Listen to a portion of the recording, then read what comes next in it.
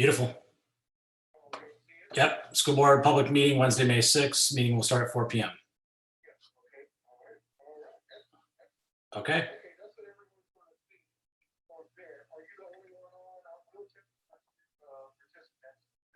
Yeah, it looks like just you and me right now.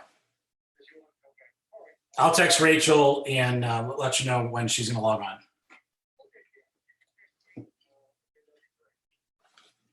All righty, sounds good. All right, thank you.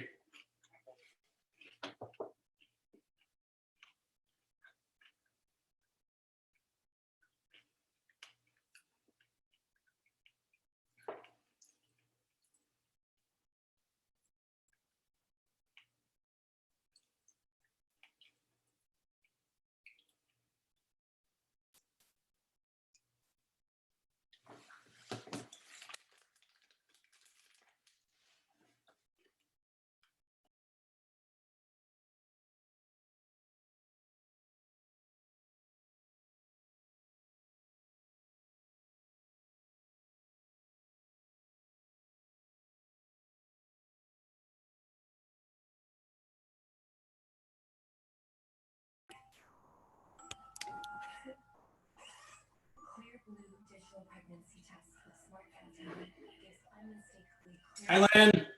Hey, Tim. How you doing? Good. How are you? Good, good. So far, so good. We're successfully logged in. Do you see on your screen school board public meeting notice? I do. Yes. Okay, perfect. I will let Dennis know that you're able to log in. Okay. Sounds good. I have a big glare on my glasses. I know. I hate that. What should I do here? Maybe I'll turn this off.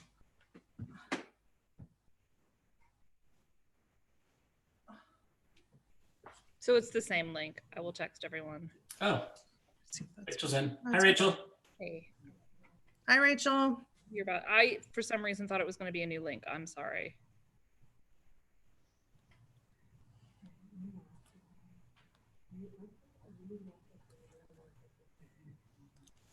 Okay. Dennis, are you there?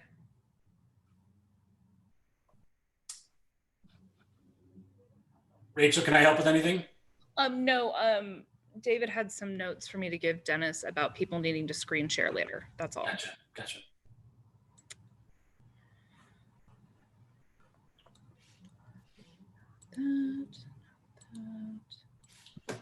Hello, everyone. This is Carrington. Hi, Carrington. Hey, Carrington. Hey, Hello. so I granted everyone the ability to screen share. If you have any problems, let me know, please. Okay. Because I was supposed to tell you that the following people will for sure need it: Victor, Andy, one of the Rachels, that's me, and Mason throughout the course of the meeting. That was my list. I was supposed to share it. I have shared it. Oh, okay. Thank you. No problem.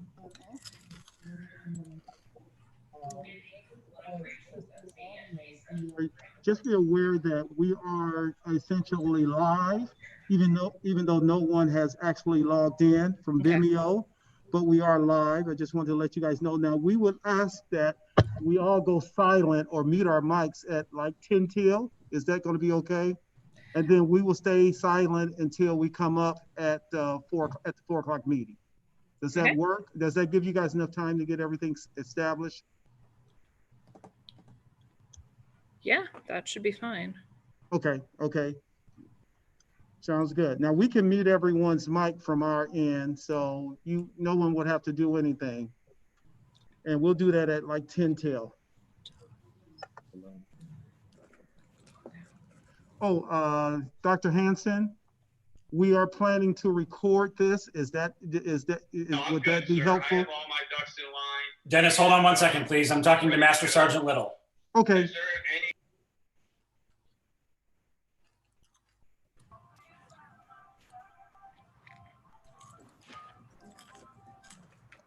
Hi. Rachel, can you hear me? I can hear you. I'm sorry. I'm trying to do a couple things. That's fine. I'm going to mute. 677. Getting all my. Okay, I think I need move this one. Here. MSD Warren. Township.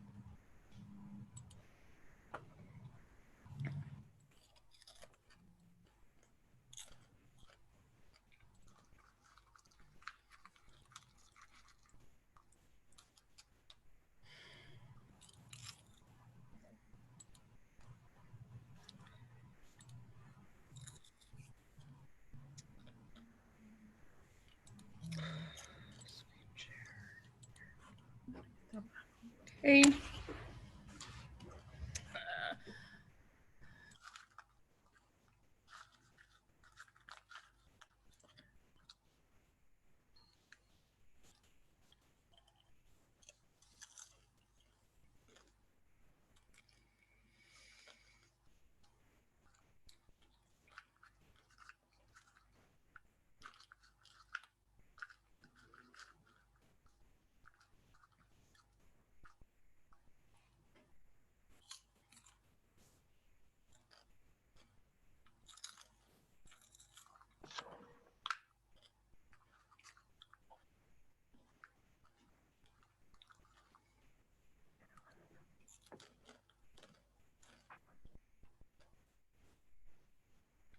Can you hear me? Okay. Hello. I can hear you. Okay, we're good. Yes, we can hear you.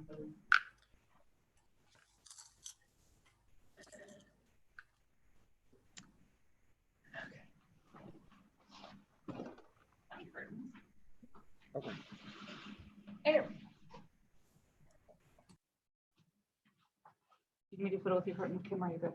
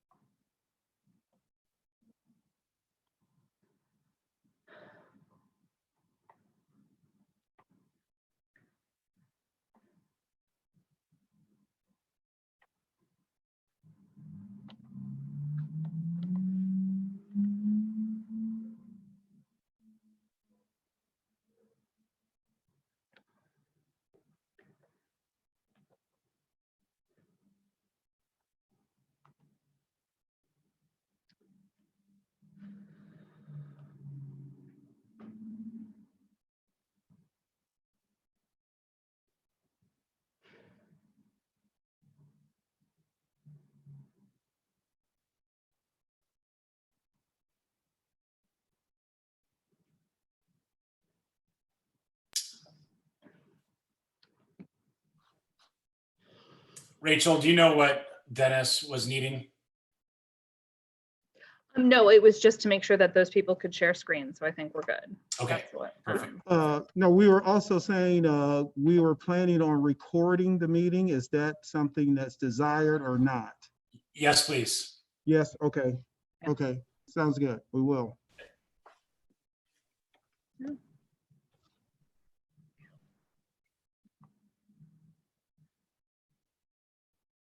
Yeah.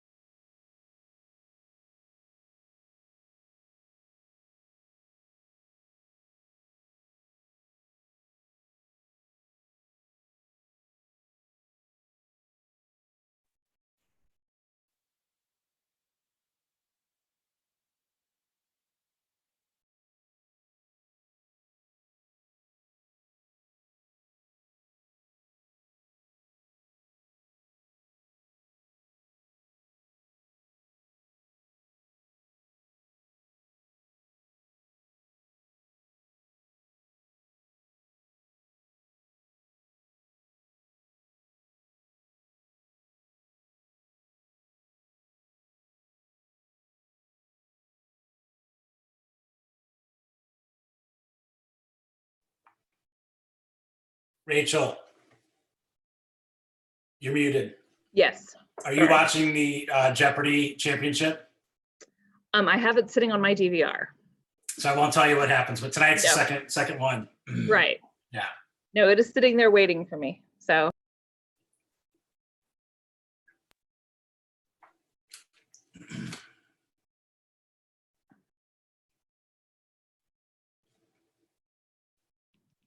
Is Katie done with UND?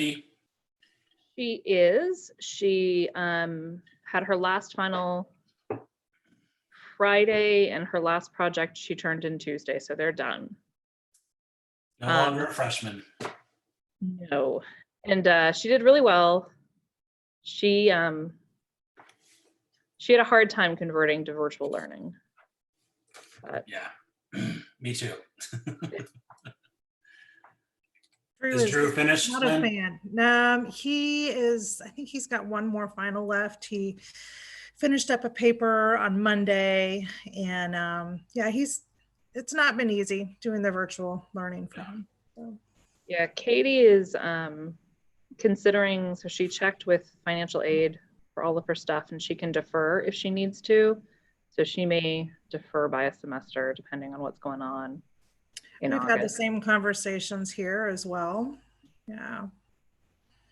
So Just with everything else that she's got going on, it's just, yeah.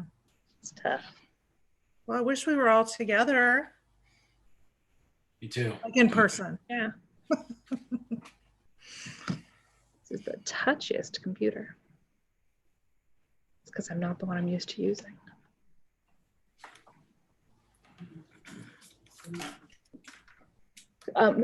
I just texted Michelle the link. Is that who needs it? Okay. I need nothing to go wrong because neither of my children are here to assist me. If something happens. They got long boards. They're out long boarding. Ah, Yes. Hey, Sounds very Rachel, dangerous to me, but you know. hey, Rachel, on your second computer, the one that doesn't have an image on it, Yes. if you push stop video, what's your image? What comes up? It should be the camera. Oh, if I push stop video, I'm screen stop share, you mean? Yeah, here. Oh, it just turns there. So that's what you're using for your screen share. Right. Okay, okay. And it just has a picture of, okay, I was just wondering, okay, I was just wondering, I was just using this picture. okay, that you're fine, you're fine. Okay. I just noticed there was a blank frame. Just wondering if people would be wondering, is there supposed to be someone there? No, I've got the flag and then I've got the other stuff for us to share. Okay. That was the biggest copy I could find on short notice. If you've got a bigger image you'd like for me to share, if you email it to me, I'll pull it up. But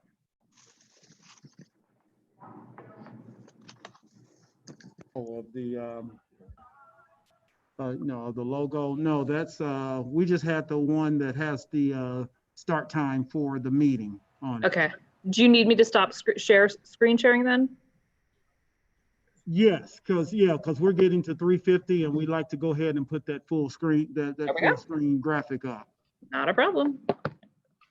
Yeah. There we go. No, don't want that. Yeah, it'll be a lovely picture of curtains.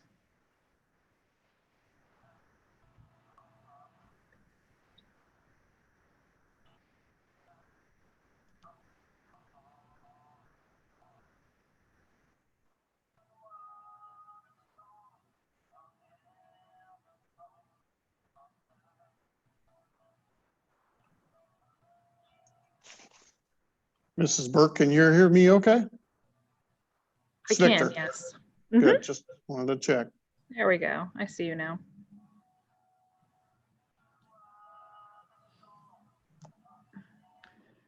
And Victor, my understanding is you will be doing the screen sharing during the construction updates, correct? That's correct.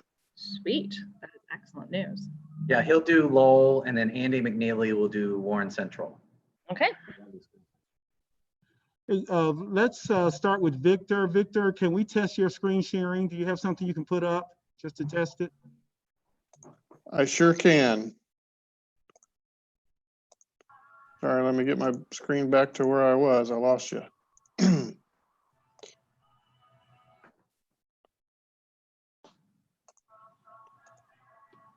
Well, I'm sorry.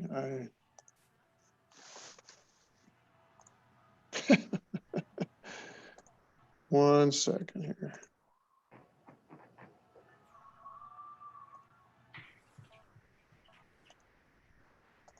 There we go. I apologize. Now I'm ready to do that.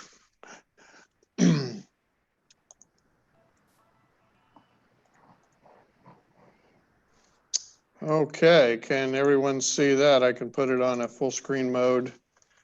That's a little easy. Is that, Yeah, there we go. Yeah, we got it. Looks good.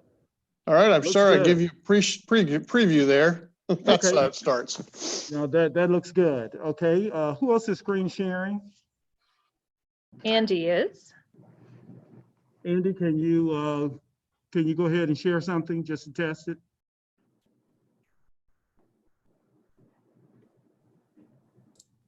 Andy, you're on mute. Sorry about that. He's good. He's good. All right, let's see. It should have gone up there. I hit screen share. Let me see. Stop share. It says I'm sharing. Yeah, we see your screen. You do? Oh, I'm sorry. I haven't hit my PowerPoint. That's why it's not showing up. Yeah. There you go. Thank you very much. Appreciate All it. right. Thank you. Anyone else screen sharing besides you, Rachel? Yeah, Mason Gallmeyer. Oh, sorry. no, go ahead. Mason, can you go ahead and share? Yes. Let's I gotta wait. Yes, we have to wait.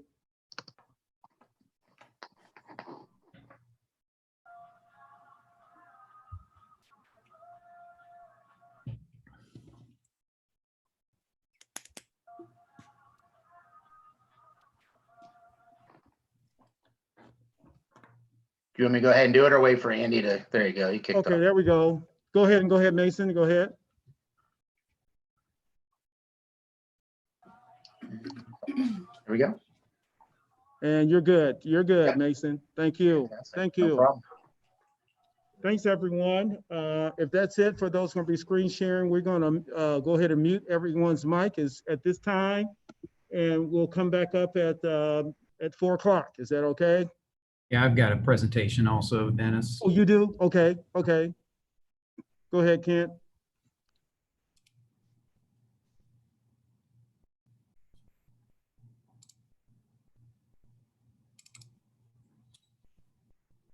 Looks like you're going to be good here. You see that? We just see, there we go. Request for proposals. Got it. Yes, sir. Okay. Hey, Dennis, there will be potentially 2 more individuals from Skillman wanting to join. Are you approving the joiners? We have it set up where they automatically come in. Okay, I just wanted to make sure. Yes, yes. Thank you. Yes. Okay, you're good, Kent.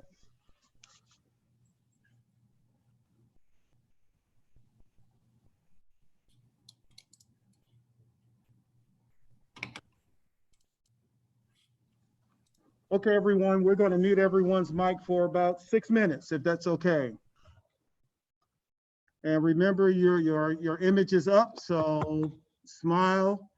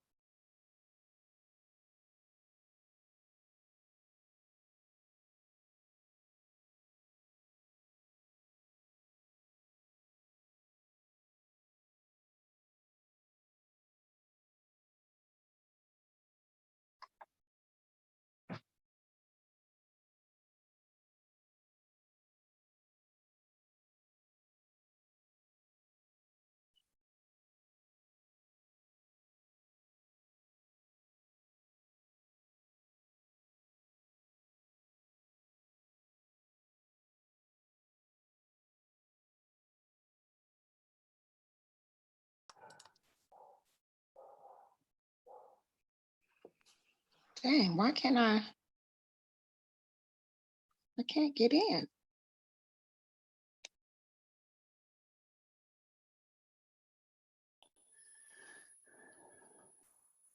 Okay, thank goodness.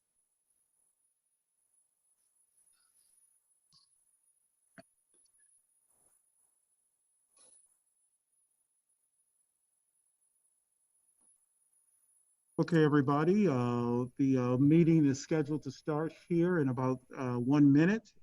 So whenever you guys are ready, you can start.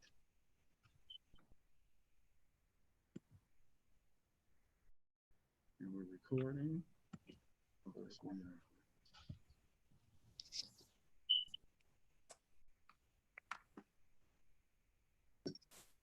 I'm gonna have to hang up on you so I can get the meeting started though, okay? Okay.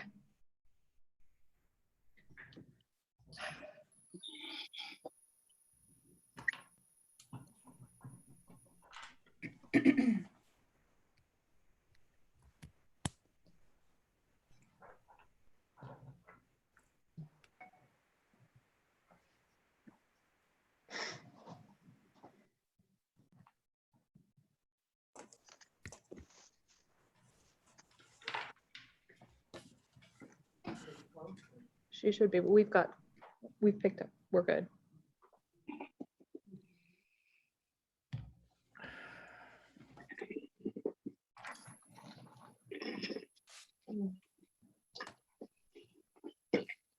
Oh, I don't have my glasses.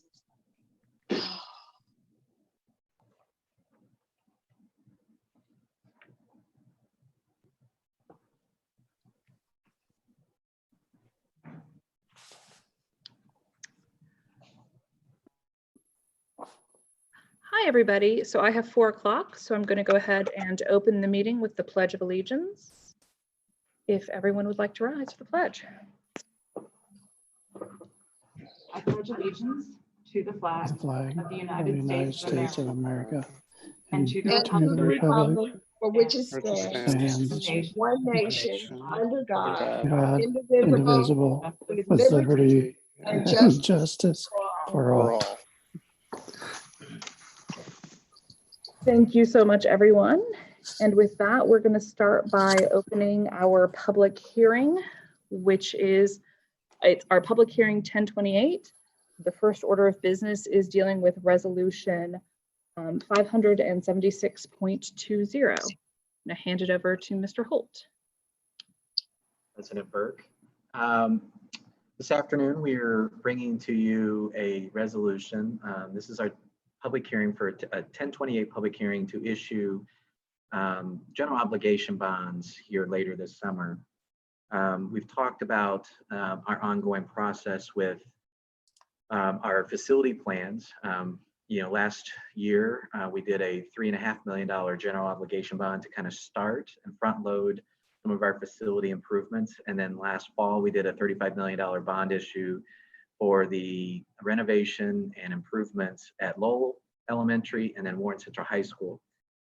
This additional $5 million is a continual jumpstart, and you'll see these general obligations on an annual basis as an interim way to do some smaller projects as we are looking at then the larger projects into the future. So for this $5 million, there's pretty much every school has some work that we are identifying.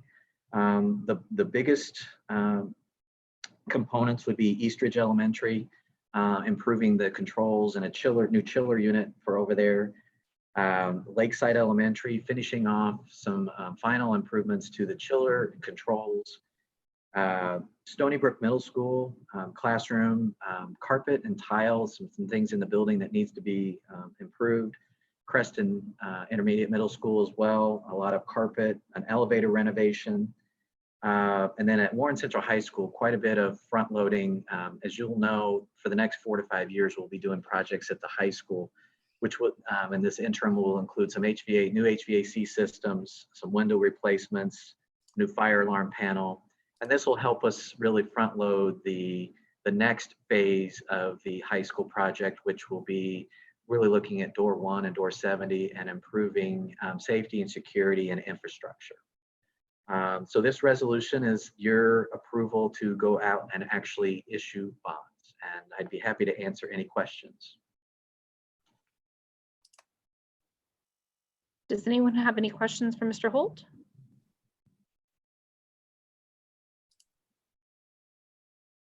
Okay, not seeing anyone. I have just checked and I do not have any public comments in my email. Do you, Dr. Hansen?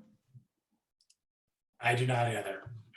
Okay, so having no public comments, I'm willing to entertain a motion on this resolution. I'll make the motion that we accept the Okay. resolution.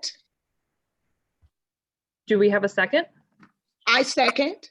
Okay, so I have Julie making the motion and Gloria seconding. And so we will go to a vote.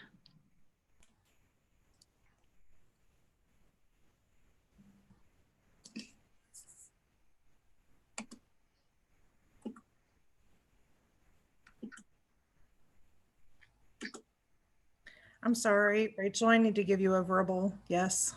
Okay. Rachel, I also. Okay, that's Terry for a verbal yes and Lynn for a verbal yes. Do we need anyone else? Yeah, make that 3. Julie is also a verbal yes. And Yeah. Randy, can I have your vote? And Randy, you are currently muted, I believe.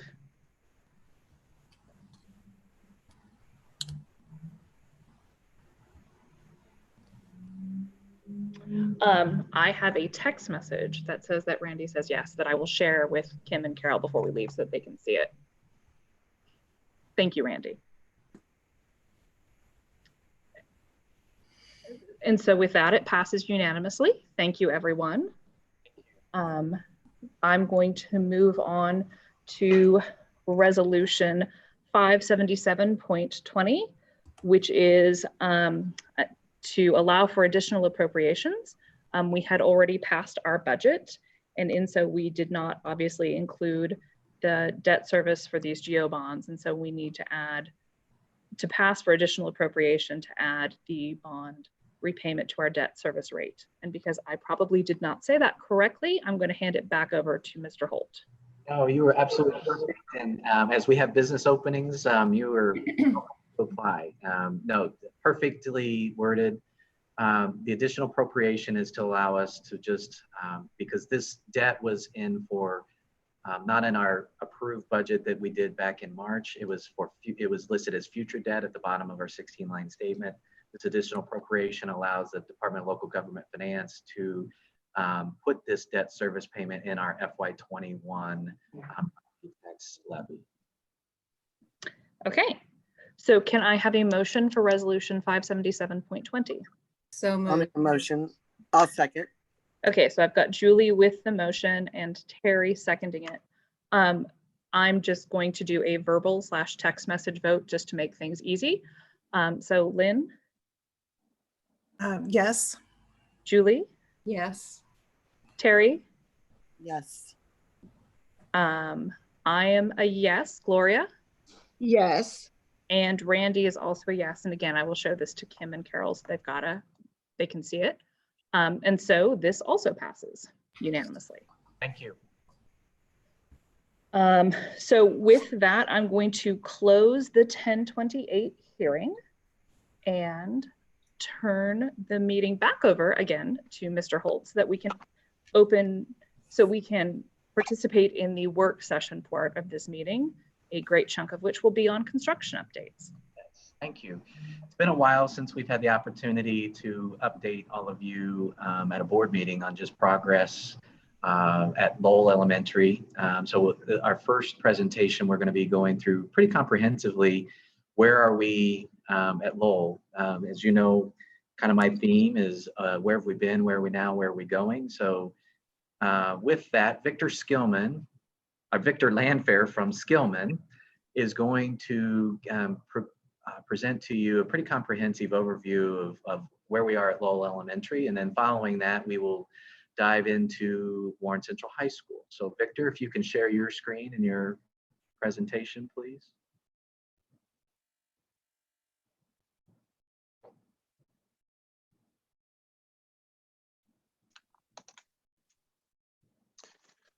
Well, good evening, everyone. Can you see my screen all right? Yes, we For can. some nods. Yes. I want to take a second to introduce two of my team members. You might see Phil. He's the one with the hat and the construction garb. You could guess that he is with Skillman Corporation. He is our full-time site manager, and he's joined us here in case you have some detailed questions that I can't respond to. And I think Tony is waiting in the waiting room to be let in to the meeting. I don't know if someone could check on that. He is our project manager. I think you've met him at least once. But what we'd like to do tonight is really give you a two-part update. We had put together this April 15th construction update and wasn't able to present that obviously to you, and also have some updates as recently as a few days ago. So I'll get right into it. If you have any questions, please don't hesitate to interrupt me. Believe it or not, we're nearly 1/3 of the way through our overall timeline. We're into our 8th month on site. This is almost a 2-year project, and you'll see our focus has been primarily the new addition and the construction of the new addition and some demolition related to that. But we have been able to get in and do some really critical interior renovation components as well. So I can always remind folks that this is simply just chronology. It doesn't necessarily represent the volume of work, but just in a 23-month schedule, that's where we're at. I think you've seen this before. This is our plan in terms of construction phasing, and the gray area, just as a reminder, this is the footprint of the building. The gray area is the new addition, and that has been our focus. And then you'll see all the multiple colored phases represent our strategy to work through the building, obviously designed around a fully occupied building. So we'll talk a little bit about how we've been able to get a little bit of a jump on that, but our plan still is to do the renovations in phases so that you can maintain use of the building. That phasing diagram correlates to an overall linear schedule. And what you see here is beginning last November through where we're at. Well, I marked in red there, April 15th. Primarily our focus has been, like I said, on the new addition and all the site work it takes to be prepared to start the new addition. And you also see another piece that we'll talk a little bit about is getting a temporary chiller in place, because we're starting in the cooling season. I know we're all anxious to have that capability. And then you'll see the sort of second half of that 2-year project is where we really get into the multi-phases and the chess game of moving folks around to maintain occupancy. And we've spent a lot of time with the building principal, making sure that you always had a capacity for your students. In terms of our progress to date, our last presentation to the board was in November. So we're measuring from November here till April 15th. We've been, sort of completed our demolition. We started placing stone. We've got this temporary chiller.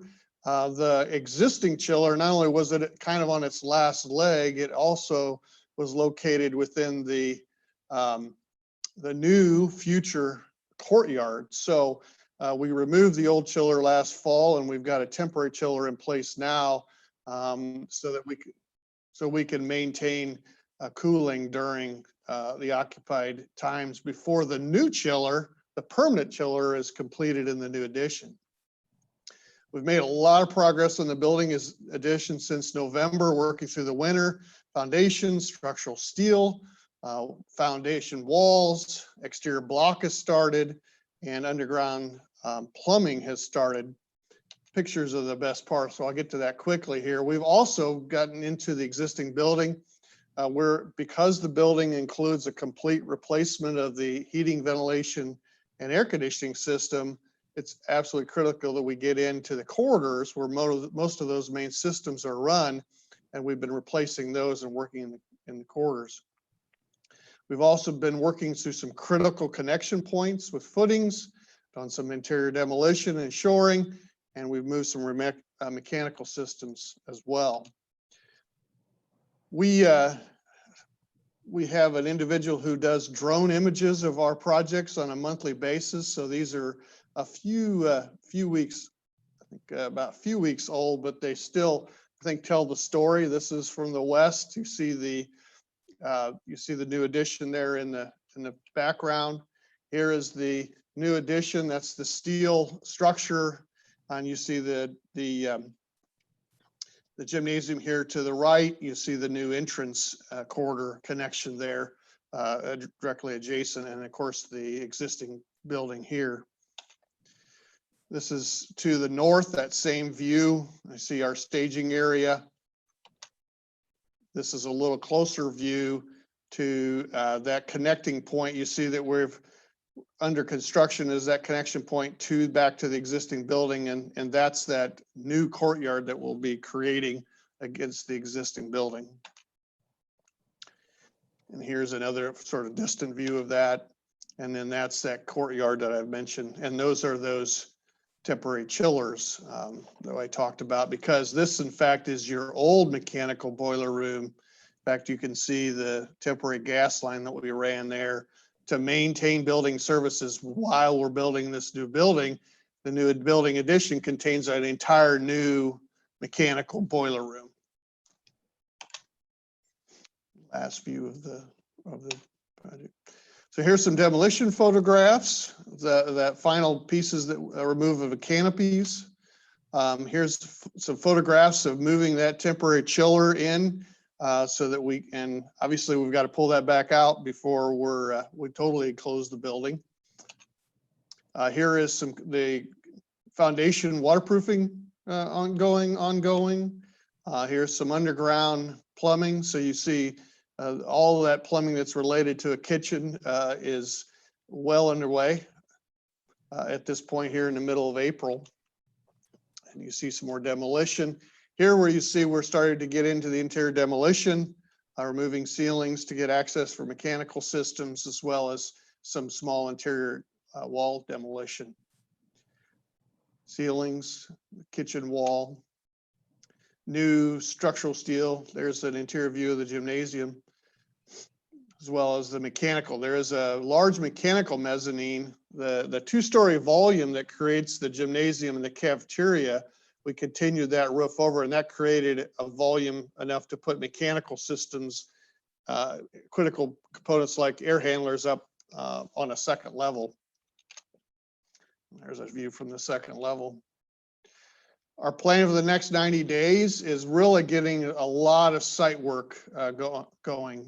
You'll talk a little bit about site clearing, site grading, new utilities, curbs and walks, slight lighting.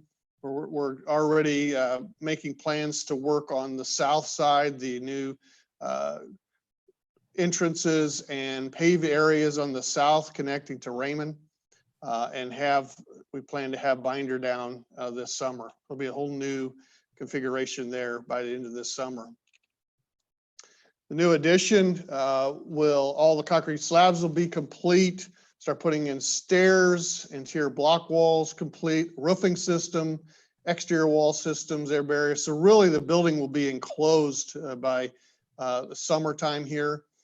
We will be putting in HVAC equipment and overhead ductwork, and we're working on the brick veneer. Also making significant headway in the existing building with HVAC, electrical, and new connection points. I'm anxious to show you just in about 3 weeks' time some of the things that we were able to accomplish. We've finished the detailing of the gymnasium parapets. You see the interior walls of the cafeteria serving line, that west wall of the kitchen area complete, and you'll see in the foreground there a new grease interceptor. We have an all new kitchen and all new sanitary systems for the building that serve the kitchen as well. This is a picture of our first interior floor slab pour. You see we've made a lot of progress with both first ground floor slabs as well as the second floor slabs in that new addition. We're also been able to make some headway in the connecting points, those connections between the new building and the old building. You're seeing here a combination of new steel and existing steel, and some shoring we had to do in making those connections. There you see talked about getting HVAC systems above ceiling in the existing corridors. You see that piping is all new that we've completed in the last 40 days, 30 to 40 days. We also had gotten a jump on one of the things that I compliment Phil on is because of the students not being present, we're being able to get in and start some remodeling of some restrooms. Restrooms typically are probably the most time-consuming remodeling component, so we're pleased to get in and get a jump on some of those restrooms. I wanted to, before I give this back to David, I wanted to just paint a little bit of a picture. Probably one of your questions you might have for us is how's the COVID-19 affected the project? And I think there's been actually some benefits for us. We're fortunate in that Public Works is essential business. So we have maintained our crews and our construction workers. Our workforce has pretty much stayed as we've needed it. We've obviously been able to get into those renovated areas early, about a month in advance of our originally planned area. In fact, I think just yesterday, Mr. Holt was meeting with Phil and others to make plans to start moving teacher supplies and equipment out of classrooms so that we can get about a 3-week jump on the work that was planned for this summer. So we're positive about the advantages that we've had access to the building, and I think it's really going to, as I said to a client the other day, although we're benefiting from a construction standpoint, I think also students and staff have benefited because they're not having to tolerate construction during school. So I think the benefits have gone both ways. A couple challenges are that we're watching very closely on material deliveries. Right now, we've received several notices from manufacturers saying that, for example, mechanical equipment, what typically might be 6 or 8 weeks are more like 10 to 14 weeks. Fortunately, we were able to get those orders processed, and right now we don't see that impact on our schedule.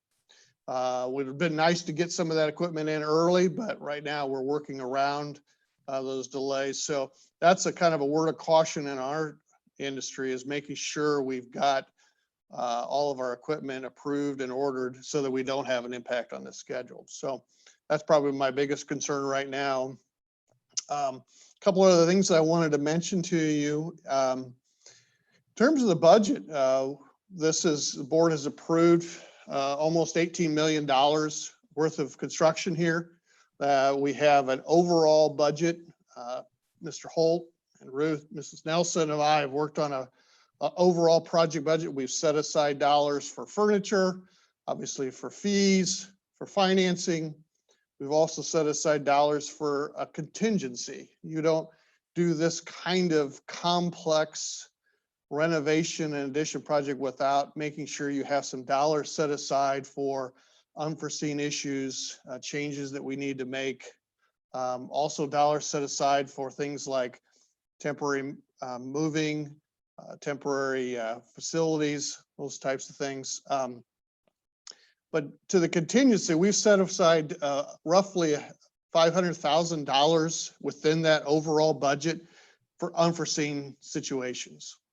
And that's a little bit less than 3% of the overall project cost.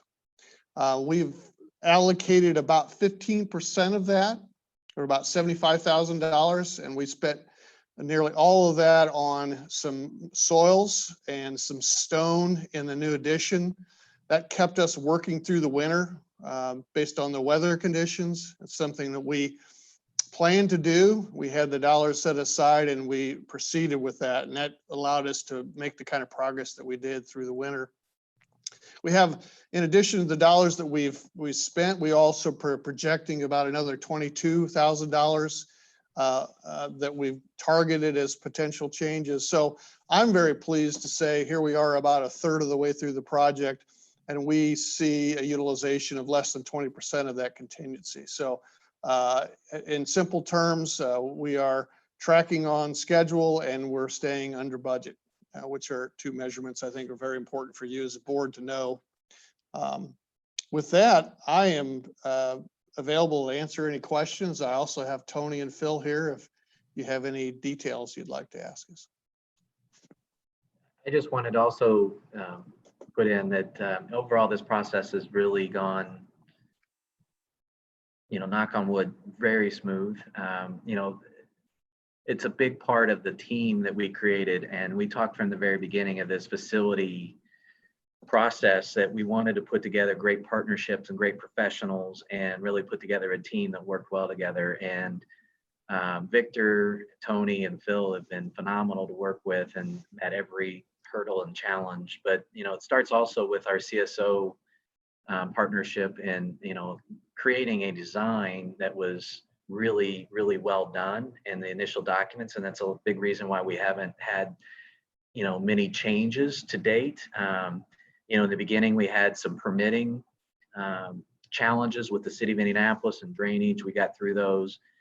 We were a little behind schedule in the beginning, and we're catching up quickly. And Phil and his team over there have worked tremendously with Kim as the principal and making sure that there were, when we had students, very few interruptions, very few inconveniences.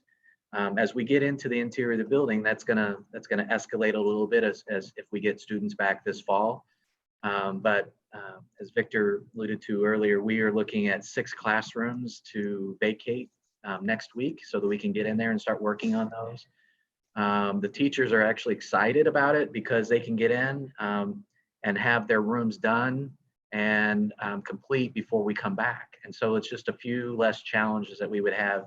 One of my main goals is to limit the inconveniences and make sure that there were no challenges from construction that impeded classroom instruction. So, with that, that's a lot of information for all of you. It's been a while since we've had a chance to talk about Lowell, so we're interested to hear your feedback and your questions and concerns. I have a question. Do you foresee that 23-month time frame lessening since you can get in there without the kids now, or do you expect it still to be that far out? I think that, yeah, sorry, go ahead, David. No, you go ahead. You answer that. You're doing the work. Well, I guess it may be premature for me to speculate on what's going to happen next fall for you folks. Mr. Hanson or Mr. Holt may have a better answer to that. I hesitate to anticipate that we will. A critical first piece is this new addition, which is going to take the time it takes to complete. The potentially, if there is, if you have a limited occupancy or you don't go back next fall, I suppose it might be the ability to consolidate some phases, and the consolidation might be able to reduce our time. But I'm a little reluctant at this point to say that we might be able to shave off any time off the overall schedule. I'm more likely to say it's probably going to be less of, like I said, less of a negative impact on the school and probably less challenges for us working around students and staff. Lynn has a question as well. Thank you for your presentation. That was really nice. I loved all the pictures, especially with the drone. That really helps as visual, give us a great visual of what's going on. I have a couple questions. One, with the classrooms being emptied, have teachers already been in to retrieve all their things from those classrooms, or is that something that you guys do? And then second, will it be possible this summer to schedule a time to come by and see the renovation before things get going again? I know I wasn't able to attend one of the school board meetings to walk through, but I would definitely appreciate the chance to walk through the building sometime this summer. Yeah, absolutely. Question one, the teachers have not actually been able, have not come in yet. And so we've been waiting for that critical time, working with Phil and the site crew to when did we need to do that. And so we've actually been having those conversations the last 2 days about, and working with Kim Griffin and the staff about when it was an appropriate time, when it was safe to come back. So we will be providing them all the materials and all the resources necessary to pack up their rooms. We will coordinate, consolidate that on skids, put that aside so that if there's something that they need to get to later, it's very easy to get to. And we're going to coordinate social distancing. We're going to coordinate scheduling where they're coming in one at a time, but they will have people available to help them move. And so first and foremost, we're trying to maintain and be within the public health guidelines. So we're looking at sometime early next week to start that process, and then Phil and his crew would be able, we're hoping to get in the week of the 18th to start some interior work on the classrooms. Your second question, we would love for you to come over every day. Phil's always there and with a smile and hard hat for you. And you know, every day that I get over there once a week, usually to kind of walk around and look and see. And there's always new things to see. So yeah, we want to show this off. So absolutely, we would coordinate multiple times and touch points this summer for you to see progress, because I think it's an exciting time. This is a wonderful thing for Lowell and an improvement that will be there for the next 30 years. Okay, Gloria. I hope that you can hear me. My volume sort of reduced a little. But my question is, I'm really excited about the teachers, the classrooms that they're going to be working on. You said that there was going to be 6 classrooms. Are you focusing on one particular grade level where they will be all together, those 6, or are they going to be sporadically throughout the building? Well, this first phase will just be one specific area, so one grade level at a time, but all classrooms are going to be renovated. So it's just, there's a process and a scheduling of moving people in, moving people out, temporary spaces to minimize the classroom impacts. Also, maybe helping answer maybe the next question that you would have is Ruth Nelson and Mason have been working very hard on coordinating what does the final product look like in the classroom. So we are starting to put together, and we will work with Dr. Hansen and Ryan Russell and Kim Griffin to look at new furnitures, fixtures, signage, and that's the project for this summer. That's anticipated to go in summer of 21. But we are already creating and crafting a lot of ideas for what future classroom instruction will look like. And that's the fun part. So Ms. Matchett, you know, we hope to bring that to you as well this summer, is what some of the concepts and ideas might look like for a future room. I just wanted to say, Victor, Phil and Tony, thank you so much. I know that everything has been changed, and how you thought we were going to have this scheduled has all been flipped, just like everything else we do. And so I really, really appreciate the fact that you have looked very carefully at the scheduling and tried to still make the impact on students as small as possible. So thank you. Thank you. It has truly been a team effort. David's team has been very active and engaged. We have progress meetings every 2 weeks. They've been virtual here for a few weeks, but it really, and of course your building staff, their ability to be flexible for us is tremendous. You know, that multicolored phasing plan, Ms. Williams, that you saw represents really a construction schedule built around what's best for kids and students and movement and safety.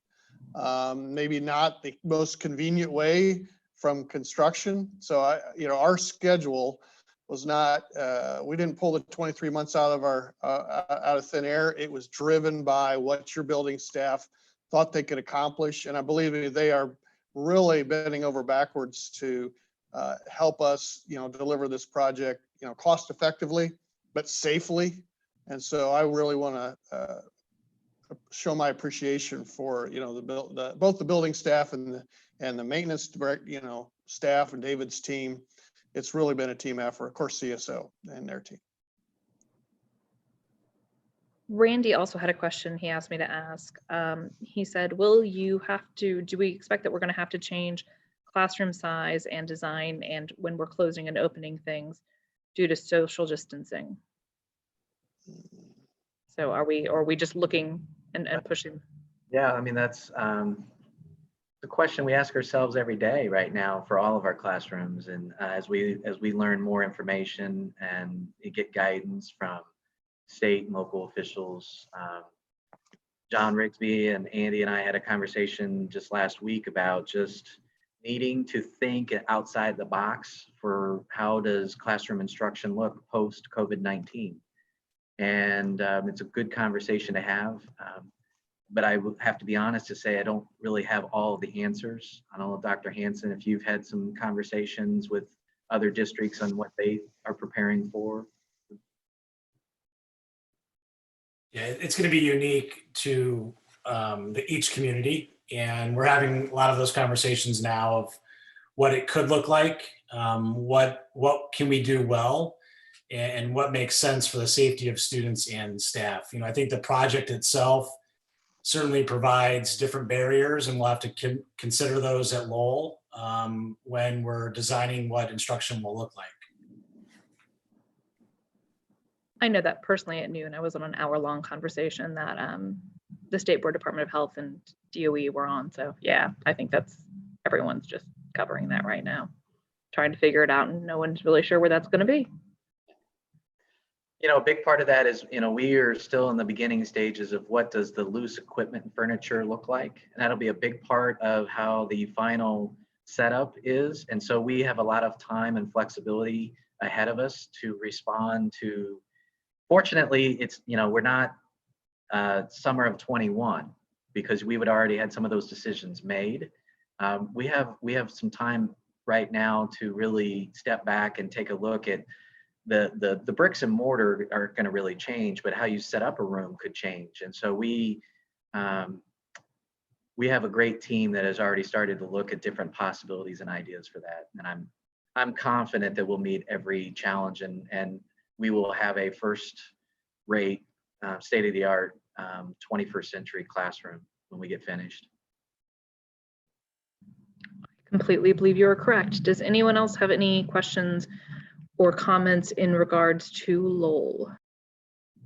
Yes, I just had one more question, or maybe just you can, David, I just can't remember if all of the elementary school classrooms will have or do already have a sink and a place to wash their hands within the classrooms. It's interesting you asked that because that's been the question we've been talking about the last 24 hours.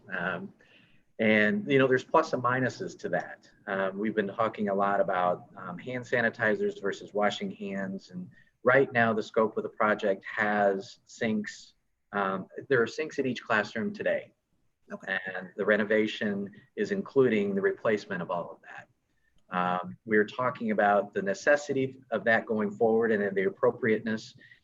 We believe that the sinks are probably in the best interest, but we're evaluating that for each grade level.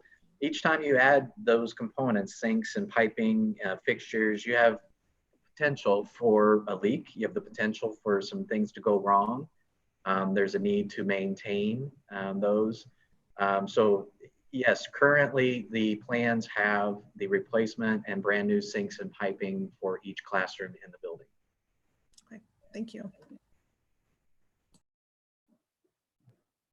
Okay, so I think we will put a check mark next to our Lowell construction update and move on to the high school construction update, Mr. Holt. Yes, Mr. McNeely, if you'd like to share your screen, I will kind of do the introduction. At this time, we'd like to bring to you as the board in a work session some pretty firm and far along conceptual ideas. We brought this to you in the past, and so you're not going to see a lot of changes.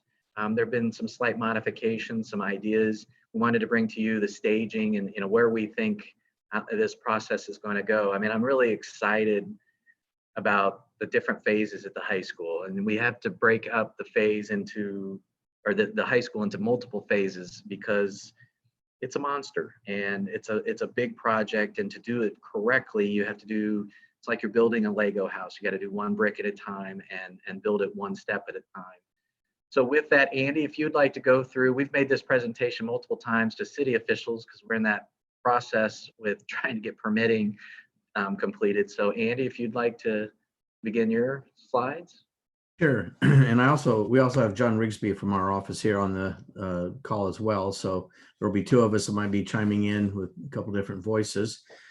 Right off the bat, what we wanted to talk about with the leadership of Mr. Holt and Mr. Shepler at the high school plus his staff, we went through the project and looked at what the major goals and objectives were to accomplish at the Warren Central campus as well as the high school. And as we go into this, you'll see that it's really a heavily site-oriented project at this point, and then looking down the road at the building master plan as well. So some of the big touch points were the separate student parking, buses and drop-off pickup being defined into zones on the campus. We wanted to improve the circulation of all those different user groups and try and separate them as much as possible. And then as we worked the perimeter of the site around the building, then we started looking at where we were moving into the building and what parts of the building made sense to improve at the same time as this project went. And that turned out to be the main three entrances along the west side of the campus, which we'll look at in just a little bit. And then upgrading and refurbishing the performing arts area. It's an area that hasn't been touched in a long time. There are a lot of mainly cosmetic needs in that area, a few things like sound systems that we're working on as well, but just trying to identify what are the critical things that we could touch pretty easily with the budget we've got in those areas. And so we'll walk through that scope. And then with all that, looking at balancing the budget for what phase one could accomplish, which is what we're looking at, and then confirming that scope, and then master planning and looking out to what the phase two and future phase scopes would be. So those were the major items that we were trying to focus on as we worked our way into the project. And you'll see at the bottom of his slide there, all the professional partners. Yes. And I will tell you the bi-weekly planning meetings they're a lot of fun. There's a group of usually 20 to 25 people involved every 2 weeks, and the input, the challenging of ideas and things have been a great process so far. And it's a great team. This is a team that we work together with a lot through various projects. So there aren't too many strangers in the room. Once in a while, we get some new graduates coming onto teams from various offices, but the main players have stayed consistent, and that's helpful from one project to the next. This slide is really just a simple timeline of just some of the major touch points starting back in June of last year and up till now in May, just getting this out to bids at the end of this month. So it's just a simple look at what those items were. You'll see a couple of meetings on there as far as drainage. We had, there was a major drainage report done by our civil engineer looking at the existing campus scenario, and as as you know, with many projects being done in Marion County now, the drainage ordinances have continually upgraded and gotten more stringent. And so there's always an issue of that. And our civil engineers have done a good job trying to be proactive to work that through. We've also met with the Department of Metropolitan Development about some of the other zoning and kind of just campus use issues there. And all through there, we've been meeting with the high school staff and Mr. Shepler and his staff, primarily leadership staff, and then with the performing arts chair to go through specifics in that department. So just that's the kind of where we are on just the general timeline. There's a lot more detail that we look at every 2 weeks, as David just said in the team meetings, just making sure we know where we are on track. And so, of course, we're back here at the beginning of May, middle of the first week in May, right back here. So this is our board meeting we were talking about today. But we're in the construction document phase, looking at finishing up construction documents at the end of the month. We have actually a drawing checking meeting next Wednesday at our team meeting. And we'll also be giving some documents to Skillman at that point. They do various estimate checks throughout the projects, and this will be their final design check at this point, right before we go out to bid, just to make sure nothing has slipped up on us. But the scope on this project's been pretty well defined all the way along, then bidding it in June and then on out into the construction window. And Victor, we've worked pretty close. Before I toss over to Victor, I did want to go back to this green band up here. You'll see that we've been trying to program in time for the drainage application and all those approvals. As was mentioned earlier, Lowell really got caught short with the city, and there's a lot of changes happening down there. This project, we tried to be proactive and work that through and plan that time in so that we can have the approvals as aligned here with getting, and you still see we've got 2 months planned, maybe 3 months as a worst case scenario to be able to get construction starting and having permits in hand before we go into the scramble we had at Lowell. So hopefully COVID is affecting the city. The things are slowing down or changing there as well. So it's not just your projects. We're seeing other projects struggling to get through their approval process. And so we just try and work as hand in hand with the people as we can. So meeting on this project, actually with Zoom meetings and things like that, it's been easier to get those meetings set up when you don't have to get time in a conference room downtown to meet with some of those folks. So hopefully we've been able to take those steps early in this process to be able to keep some of those things from happening when it's time to start construction. Victor, do you want to say anything about construction on this? Yeah, I do want to mention two things. One is Andy mentioned the estimate that we'll do, and just for the board's better understanding, as CSO and their team complete really sort of major milestones in their design process, we're then putting together a cost estimate along with that. So early schematic, we're doing schematic level estimating. Then we move to kind of that midpoint of design called design development. We do another estimate. And then before we go out to bid, we do one final estimate to make sure that when we, on bid day, that this project comes in on or under budget, because we know how, from experience, if we don't come in on budget, we have to go back to the drawing board and critical time is lost. So I wanted the board to understand that. The other thing that Andy mentioned, I really want to emphasize is Kripe, who is the civil engineer and Context, the landscape architect. They've really developed a total master plan for this campus, and the drainage solution is for the entire campus. And so there was a lot of time spent in developing a campus-wide solution. And then through that schematic design process, estimating process, we matched what was the smart part of phase one to fit within the drainage strategy, fit within the budget, and really fit within a strategy to try to minimize, again, construction on a very, very busy site. We did intentionally decide not to start this summer. I mean, we did not want to rush that drainage standpoint. We also knew the city is going to proceed at their own pace. So our strategy really is to start at early fall, late summer, and that was a conscious decision to get more bid participation, and two, recognizing that the permitting was going to be driven by the city's schedule. We've set aside approximately 15 months to complete this project, and you'll see that lapse over next summer into a next fall completion. We still have a little bit of work to do over the next 30 days to work with Mr. Holtz, Mr. Shepler's team, to define how those individual pieces and parts are developed. We know we've got we're going to assume that we're going to have a full football games to address circulation, student access, parent access, buses.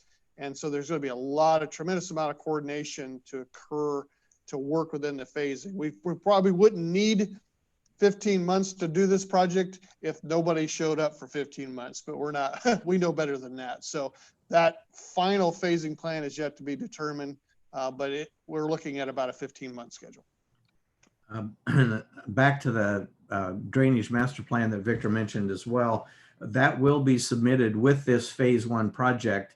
And so we will get both approval of the detail for phase 1, but also approval of the overall master plan for drainage, so that when we come back with the subsequent projects, we've already got those established with the city. So they know what to expect, and additional detail will just be submitted, and they basically just confirm that they have stayed in line with the master plan as we take the steps through the various phases. So there has, as Victor said, been a lot of upfront work done by both CRIPE and Contacts to develop this plan for the site development.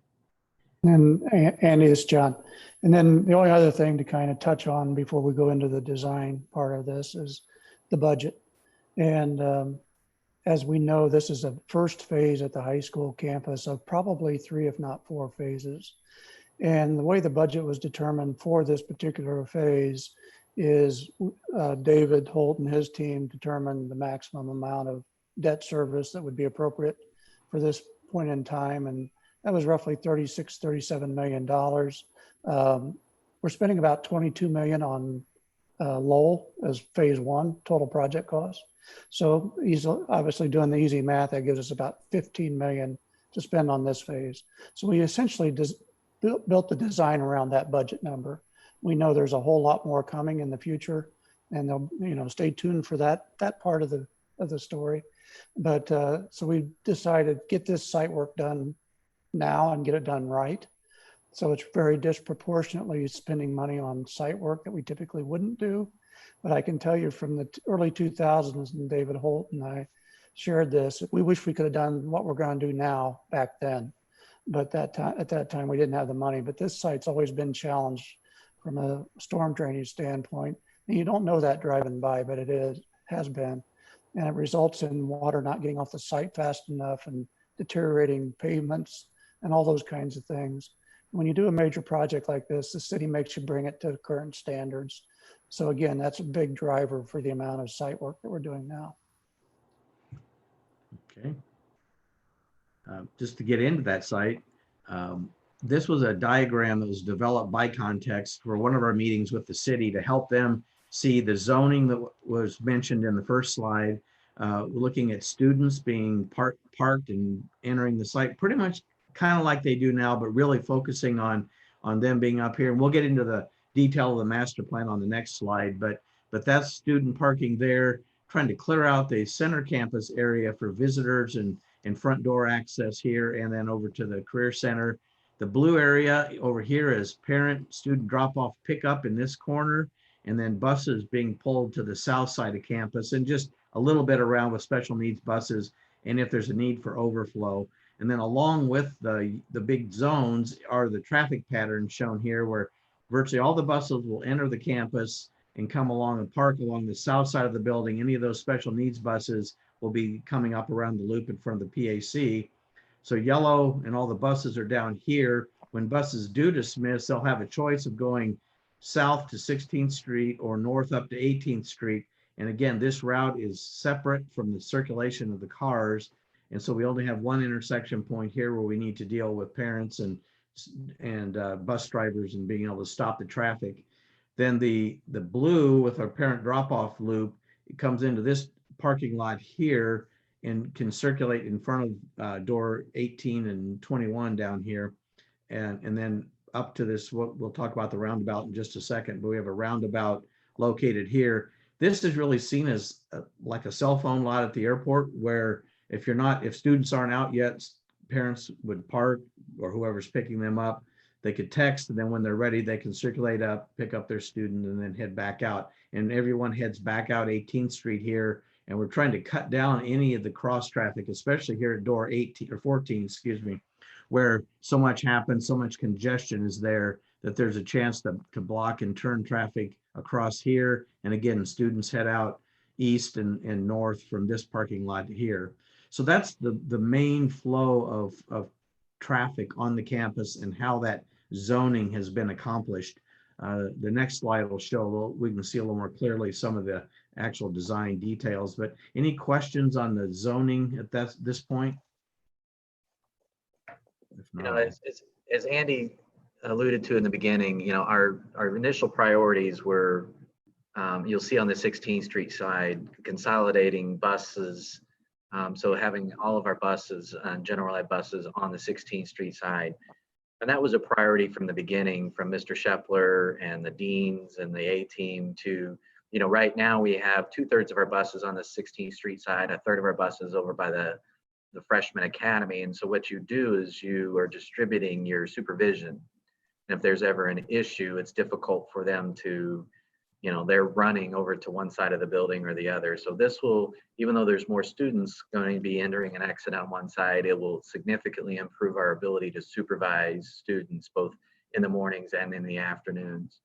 The second priority is that blue, you know, which would be lot 5, which it is currently into. We needed to improve, all of you know, at 7 o'clock in the morning and 2:15 in the afternoon, it's a very difficult campus to navigate around.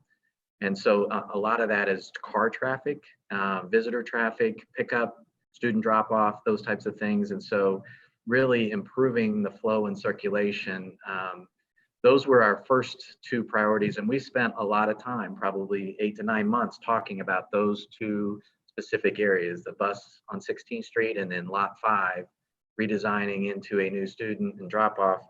And that's Andy talked about alleviating some of the evening traffic. If you're over there at 5 o'clock to 5:30 in the evenings as students were being picked up, athletes were being picked up, or after school activities, that drive in front of the practice football fields all the way to the stadium was very, very congested. So we will have students actually exiting out a new door entrance and being picked up over there in lot 5, which will significantly improve our ability. And we've had some situations with first responders, both police and fire, needing to get onto campus and being blocked. And so this is a significant way to improve that flow of traffic. You do see these red bars. I'm sorry, these are gate locations here to control some of what was just mentioned by David, but also at a football game night when there's a lot of parking in this lot, obviously people wanting to get out after a game, there is a gate that can be opened up so patrons can exit south out of that parking lot when we have the big surge of the crowds. I'm sorry, go ahead. Julie had a question. Yes. Yes. From your diagram, it looks like there's buses on both sides of the road Yes. area. Is that correct? Yes, we went through that diagram, and that was the preference of your transportation director. We went through several scenarios, and that's how she wanted to lay them out. Yeah, we've put a lot of time and effort into understanding the safety of those buses and how they fan out and how they come in and are moving. And so this is a design that is used at several other schools. We've visited, we've seen it, it's effective. There are going to be large crosswalks that students would go to get to that second tier of buses. We control the inflow and the outflow of those buses. And so if a bus is late, for instance, we've allowed, it's actually a new entrance there off of 16th Street for buses. Yes. The bus would actually, there is room back there to stay and wait until the other buses have exited before it would come up. But we will be developing an entire new process with flow of pedestrian traffic there. Right. And then also, is that going to be enough student parking on the east side of the football field, or will they be parking elsewhere also?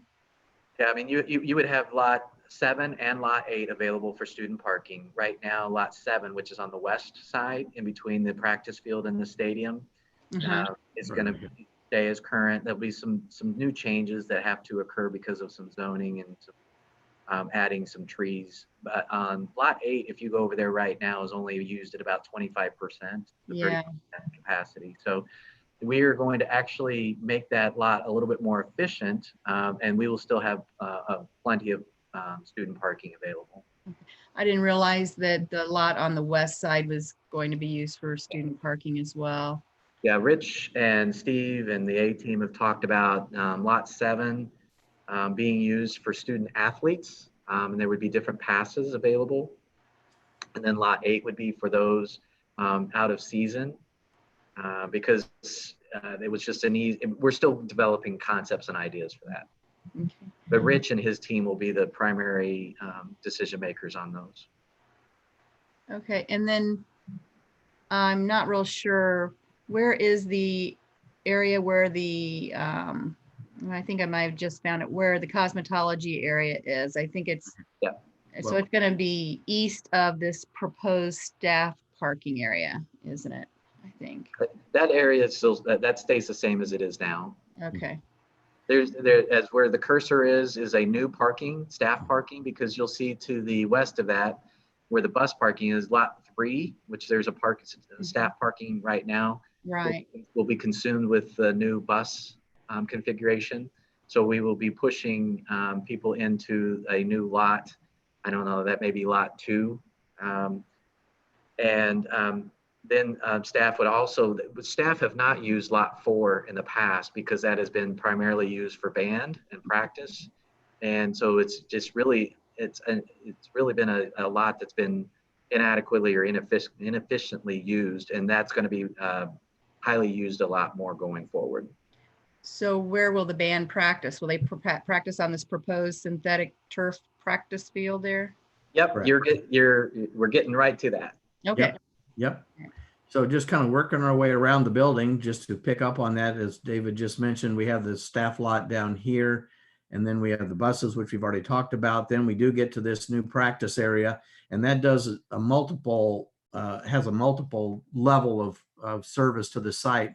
As we develop the additional drives and parking up here, it bumped out the area where the youth sports play and practice. So we needed a spot for that. As we talked, just as you just brought up, the band needed a place to practice if we started using this lot more for parking.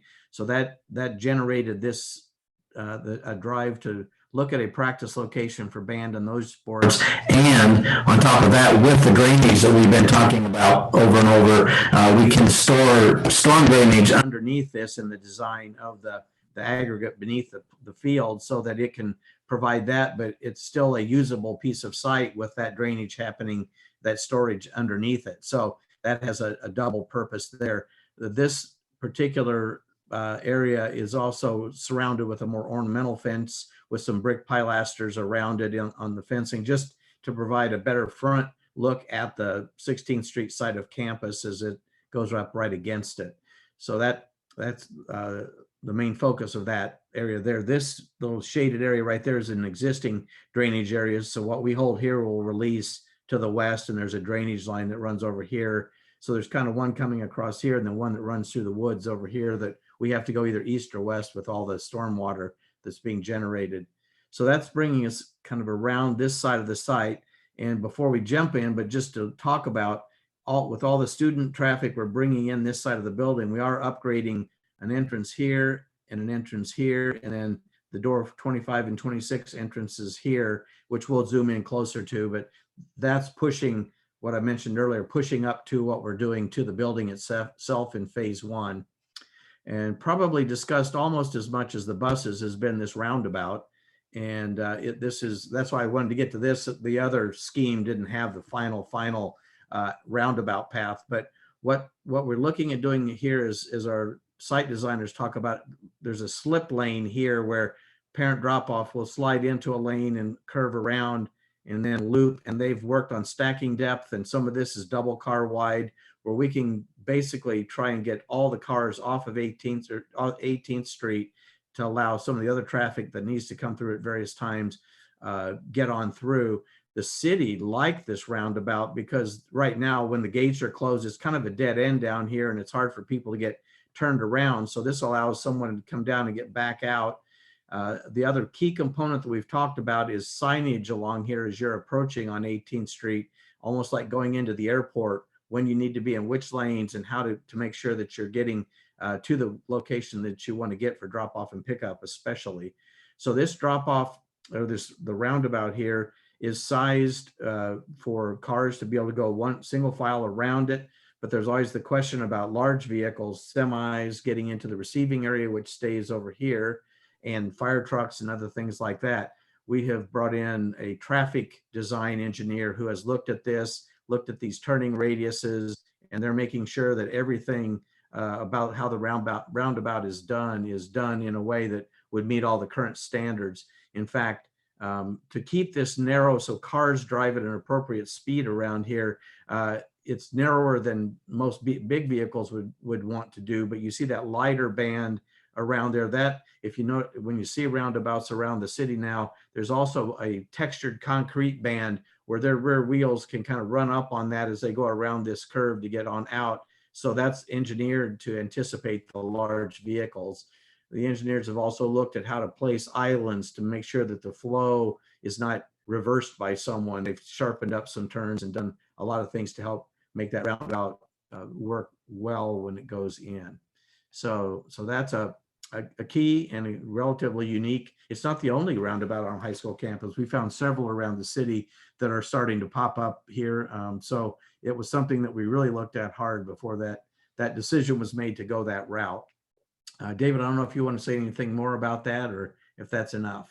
No, I think that, one of the things that we've, we're just at a year planning on the high school right now. And I think we've been talking about the three-way versus a roundabout for close to 9 months, and really throwing around every idea and making sure traffic flow. And Rich Shepler and his team have dissected it. I will tell you from the beginning, I have challenged the team on this component probably more than any. I believe it will be the first roundabout in Warren Township, which is good. I think everybody that has been involved with this process and the amount of traffic studies that we've done unanimously have come back that this is the best design for flow. Better than, we could have stayed with the current three-way stop sign that we have now and designed around that, but to make sure we were keeping flow, which is one of the priorities and goals of this project, is to make sure that we were providing better access and flow on this campus. A roundabout was essential. Lynn had a question as well. Okay.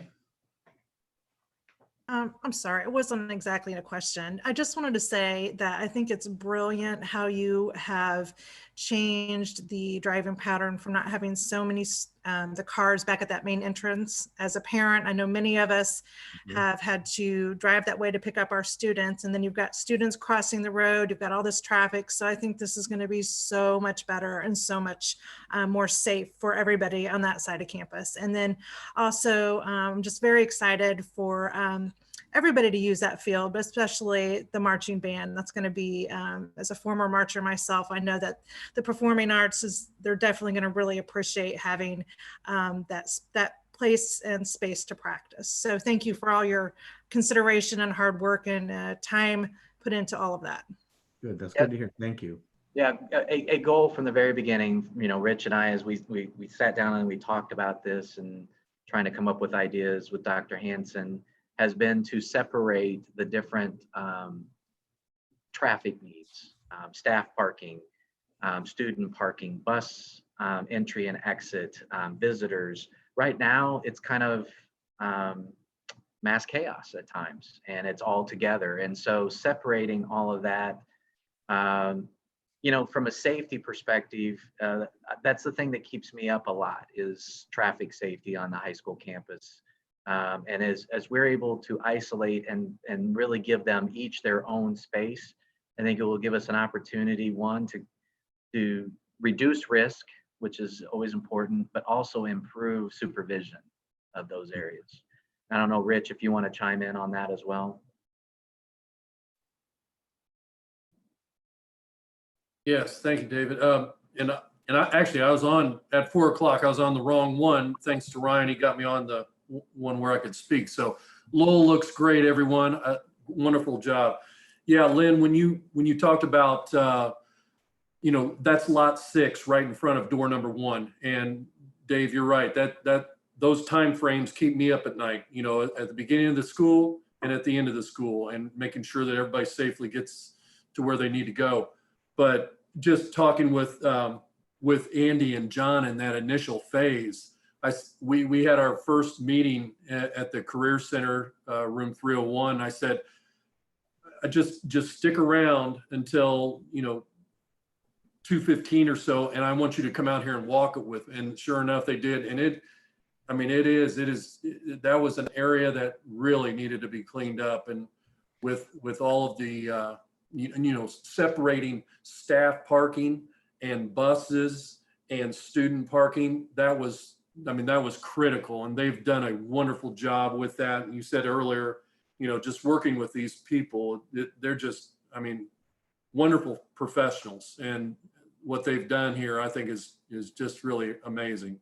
Because, living it each day, you see, the areas that need so much work, every day, and they've hit every item.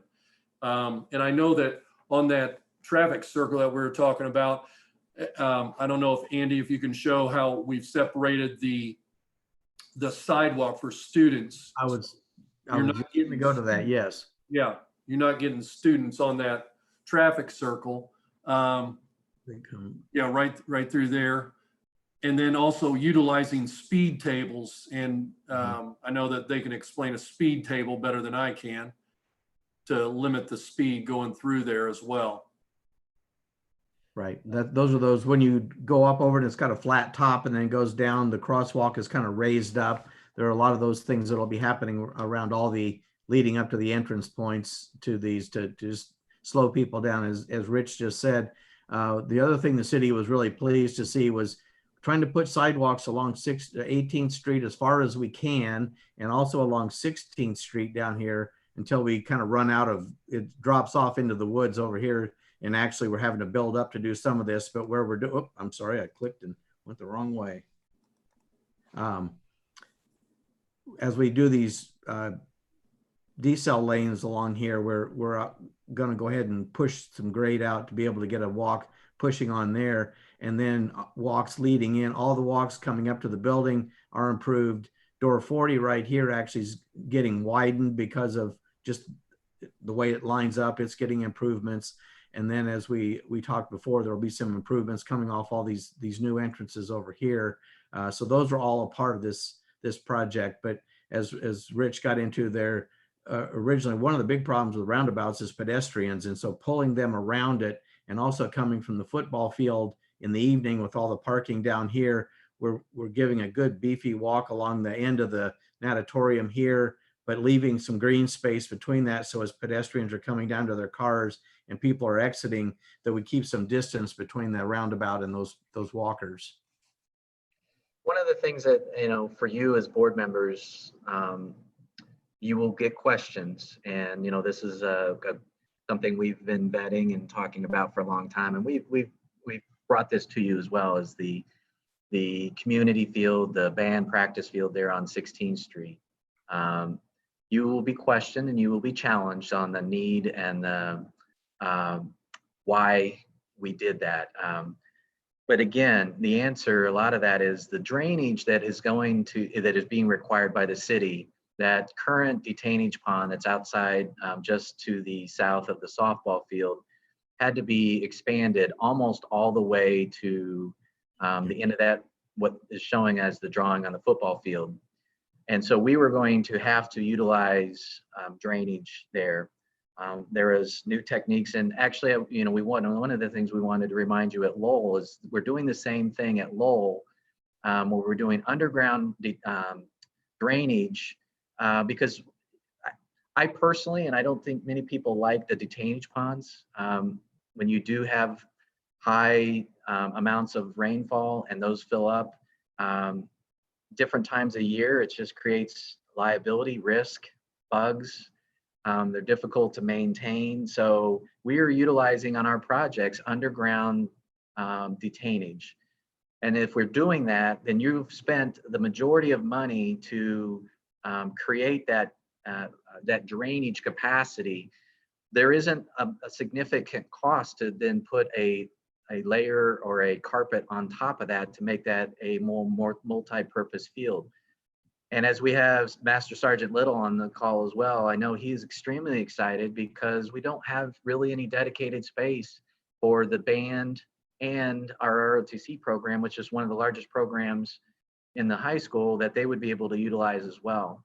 And then also with all the community activities that we support, I see that really being instead of being questioned about it, I really see it as a showpiece for the school district in Warren Township to meet some needs that weren't being met previously. I know Julie also had a comment or a question. Yes. So that field's going to be used. I mean, we took away the youth area up where the proposed parent parking phone area is. Yes. So that is where that would be now as well, correct? Correct. And then how far over does that go? That house that used to be there that was knocked down, does it go into that area or? Right now, there's a current green space that is a football size field size that's out there along 16th Street. Mm-hmm. It'll be pretty much that same green space, right? Okay. As it is used. Okay. This is an existing detention area right here that we're not impacting. So it's already a depression out in that part of the site now. Okay. It'll be important for us to appropriately fence and really make that area look nice, but yet not overdo it. And so we've had a lot of conversations about that. I worry about those people questioning that, but as you look at all of the positives that this will bring for our community, our performing arts area, our ROTC program, our PE department, and not using our competition stadium as much, I think this is a wonderful win for us and being able to do this. Okay. Also, I like the idea actually of having the in-season athletes using that parking lot on the west side of the football field, because as all these kids are racing to get out of school at the end of the day, I could see accidents occurring if they're coming off of the front by door 14 around towards 18th Street, and then kids coming, you're going to have double groups of kids coming. But if that area is for just the kids in season, they're not going to be leaving right after school. They're going to be there staying for practices and such. Yeah, we've anticipated that student parking will exit out Lakeside Drive or 18th Street to Midhofer. They will not exit to the west. And is that a gate there that goes on to the circle? There's a gate that we can utilize at different periods of the day. It won't be there permanently. It'll be as we need it. Right. Yes. Okay. Lynn, did you have something else? I think we're good to go on then. Okay, I'll work around the north side here. You can see the development we've already touched on a little bit with the core up at door 1, and we'll get into the long range master plan on the building, but the new door 1 area here, the new door 70 area over here at the career center, and then this parking lot basically serving both of those entrances and the restaurant as well in here, and a few other functions depending on how we do any replanning inside the career center. So again, cleaning that up to where it's just visitors and approved front door type people here, and then getting on over to lot 8. And is this 9, David, behind the career center? Yes. One of the big things that just came up again, almost like some of the other areas, just hot spots, is this sort of nebulous intersection here of how many ways you can turn at one point. This is cleaning that corner up with an actual curved corner and moving the parking lot entrances down away from there, and then aligning, these don't align right now right here, so aligning those coming out of lot 9 so that this is a lot more organized area. The other thing, there's a requirement for trees in parking lots, but you see they're kind of clustered so that we can get a bigger massive parking here. The other goal here was to also prevent the diagonal cut through that happens in this parking lot a lot. So creating kind of a barrier that's a walkway to the stadium here is the plan. Cars still go through, but it creates a more organized path up to the football stadium. So that cleans up that whole area. There's some work happening around the drive over to the tennis fields. And again, some of these areas we're talking about here are in the future phase. So everything that's in phase 1 that we're talking about is all this work on the west and south sides of the campus. And then the north side and up on the northeast in this direction is next phase or future phases. So that's the development that's going on here to clean up that intersection. And then this little inset is going on north up here on Lakeside Drive to get to 21st Street.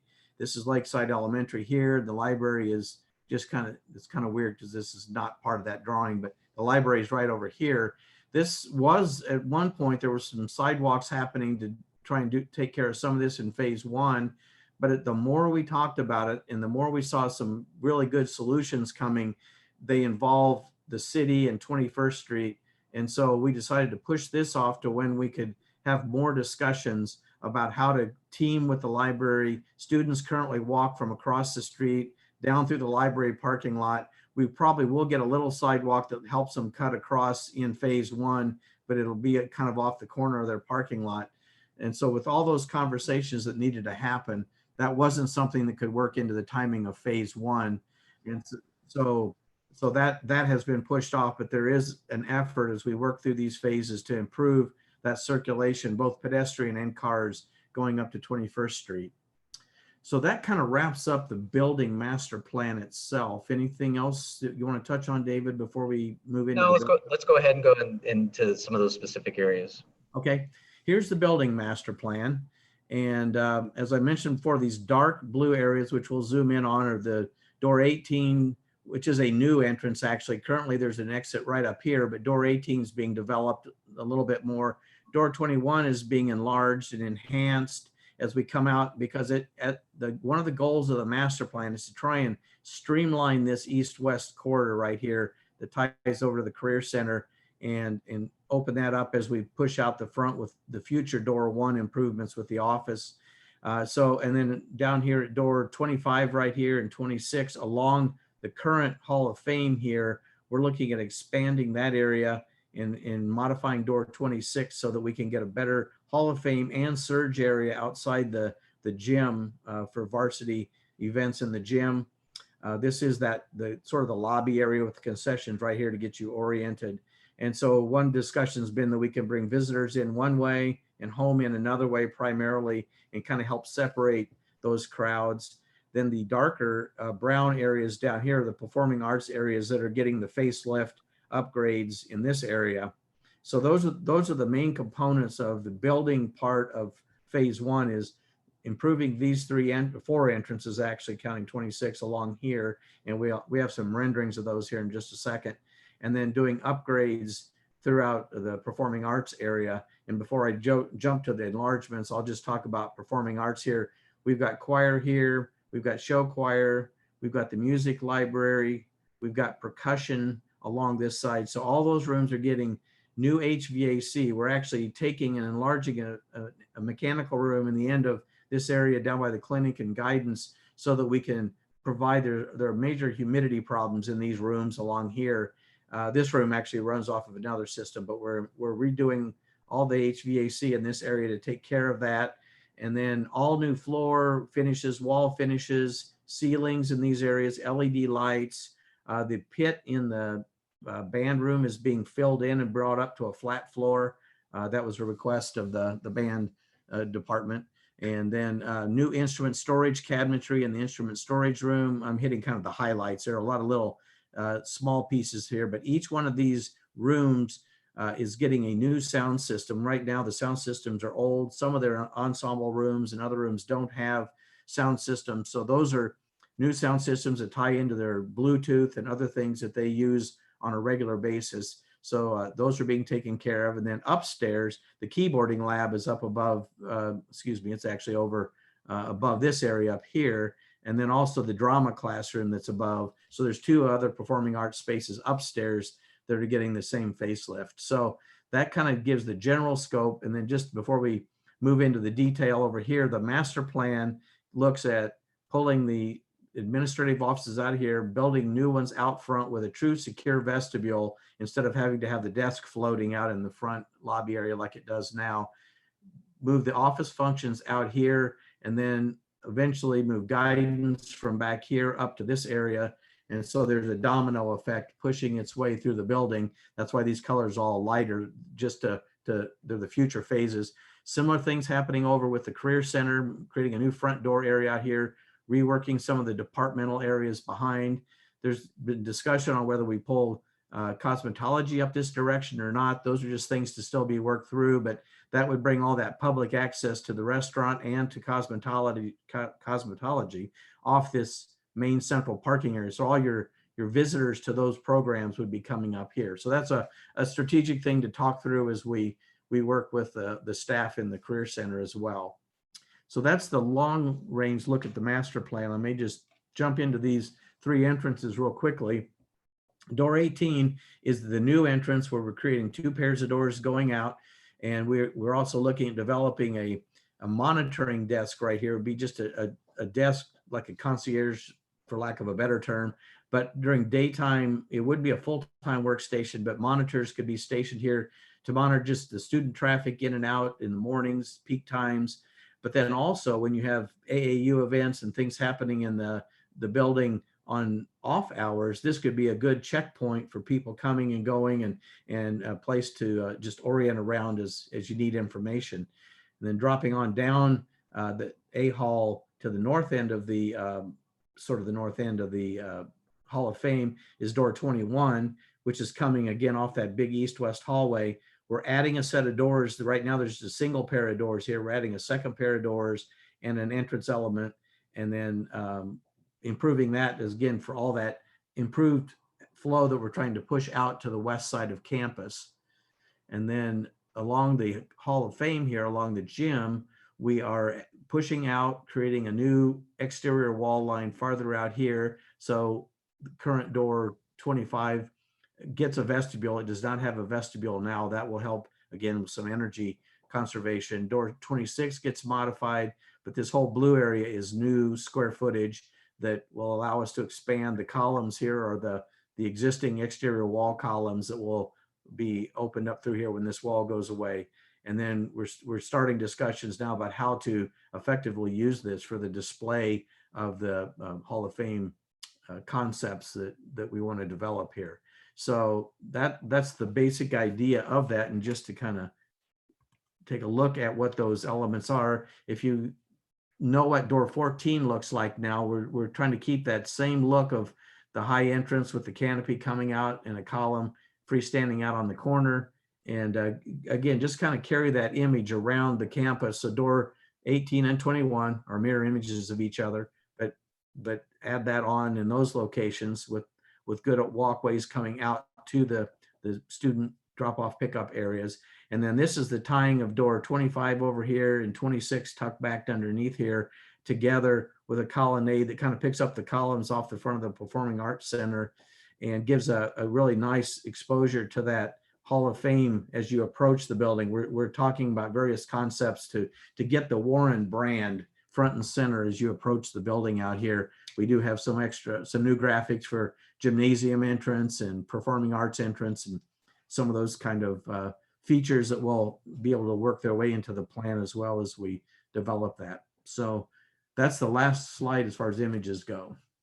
And I think you'll see it with door 25 and 26. I mean, it allows us to, one, improve security and entry and flow into the competition gym.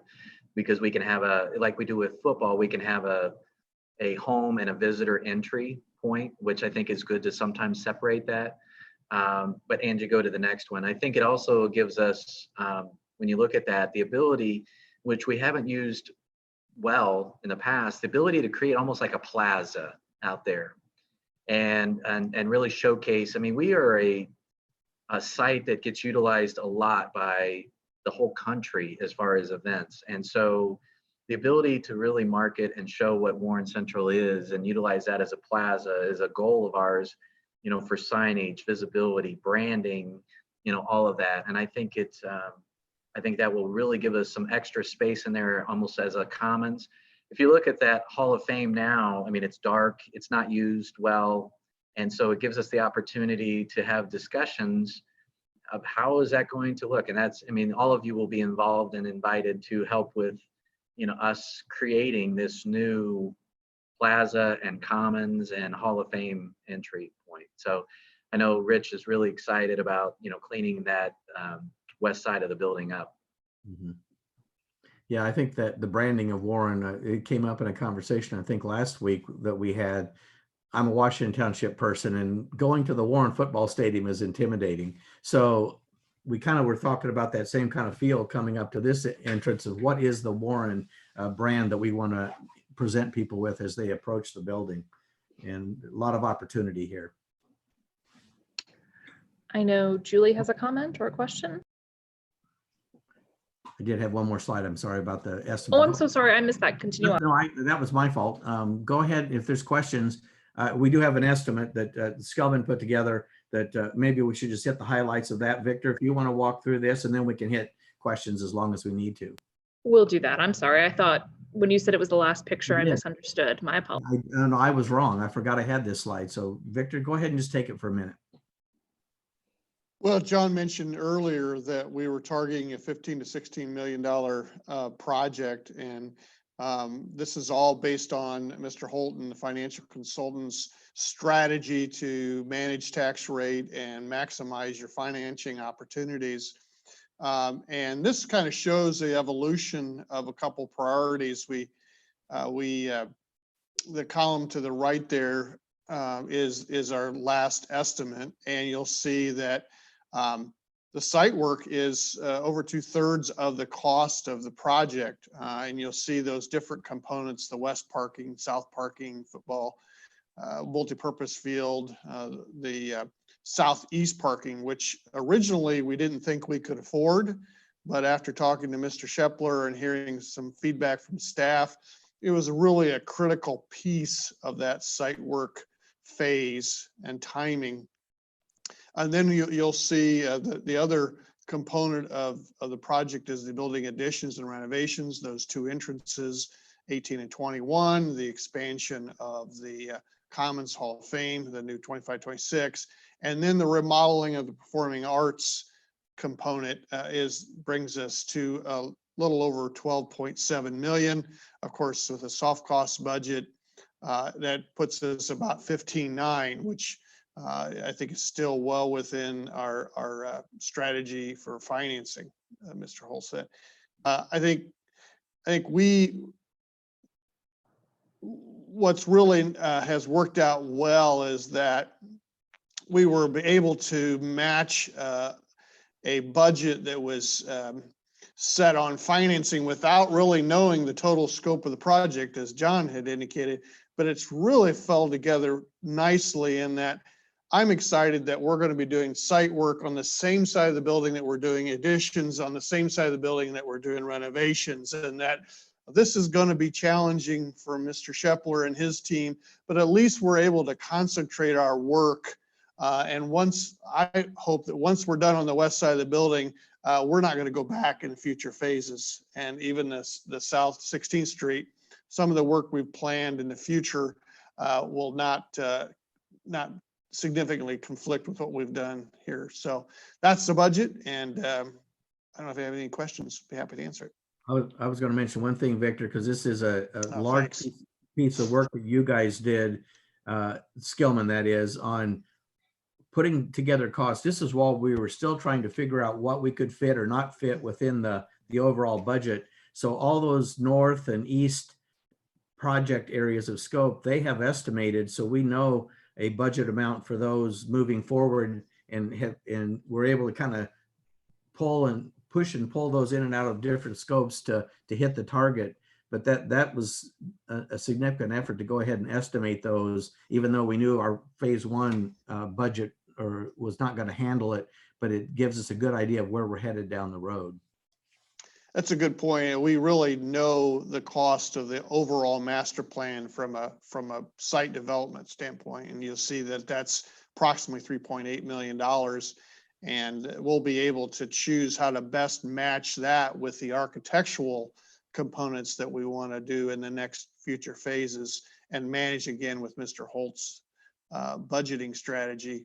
I think the other thing I want to point out here is you see under that alternate construction cost line item there, you see that the southeast parking, originally we didn't think we could afford that. We've now included that in our base bid.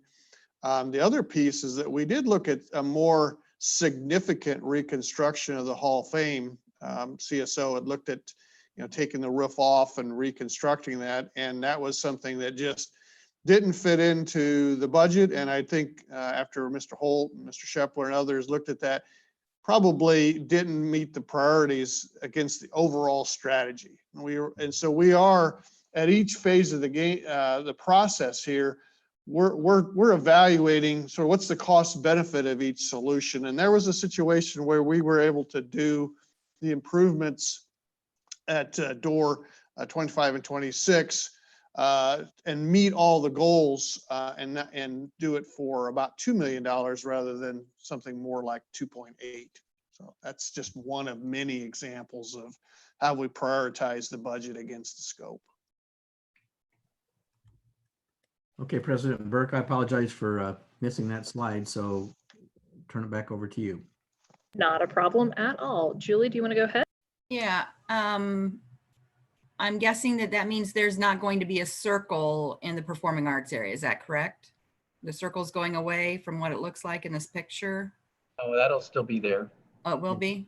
Yeah, it's not far enough out on that picture, that drawing, but in the master plan, I think slide 2 or 3, it still shows that that circle in there.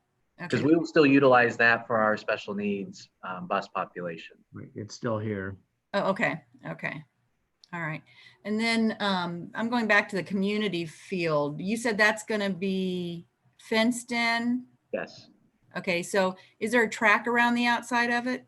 No. Or no? Okay.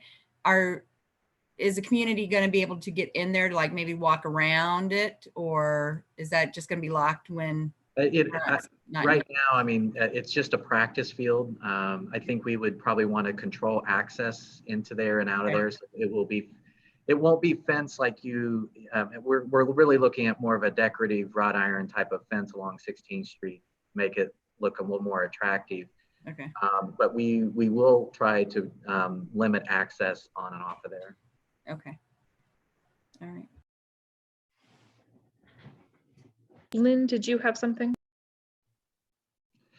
I know, I mean, we went in depth for almost an hour on this, and I appreciate you guys allowing us to spend some time with you, because this is good for us to be able to share a very comprehensive and almost 12 months worth of work at the high school.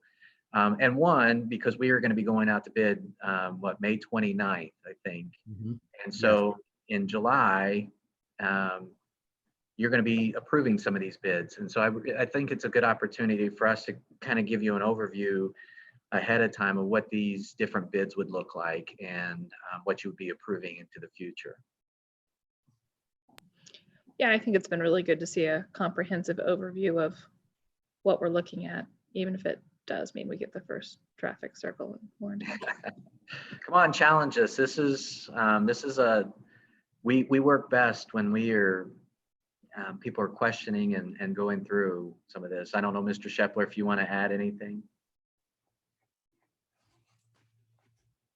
Was that your hesitation, Rachel, of navigating a traffic circle? Is that what I take? So both of my parents worked for the State Department of Transportation. My mother was in federal transportation after that. I've spent a lot of years of my life hearing about traffic circles. I think you're absolutely right. You know, there's going to be a lot of educating our students and our parents on how to navigate those type of situations, and we're going to be putting a lot of information out, and that brings up another point, that a lot of signage as well, you know, showing our parents, you know, making sure that you're getting over into this lane if you're going to be dropping off your child. And so, yeah, we'll be putting out a lot of information in regards to that. I just have to say one thing of that. I was kind of chuckling at, because I just can't believe, David Holt, that you want to get rid of that 12-way turn over by the tennis courts. I just can't believe that. That was actually very high on my list. And yet it's in phase 2. You know, most of all, I'm proud that we were able to fit in, which we didn't believe we could do in phase 1, modifications, renovations, improvements to band, orchestra, choir in the performing arts area, which is long overdue. It's been since 1983, really, since we've been able to touch those rooms. And, you know, we have high-class facilities everywhere. Once we're done, we will have the premier performing arts area in Central Indiana. And it's important. That's a great group of kids and parent base. And as long, you know, as well as providing, you know, a community feel that they would have appropriate access to practice, and also for ROTC to get out there and utilize. I think we're making some enhancements. When I first started back in 2000, we were able to finish Vision 2005. Warren Central High School was the premier campus really in the Midwest. And I think with where we're going here, we're going to get right back there. It's just taken us 20 years to get back there. Dr. Hanson, did you want to jump in or no? David, will you speak to future plans for engaging our community residents along 18th Street? Yes, thank you.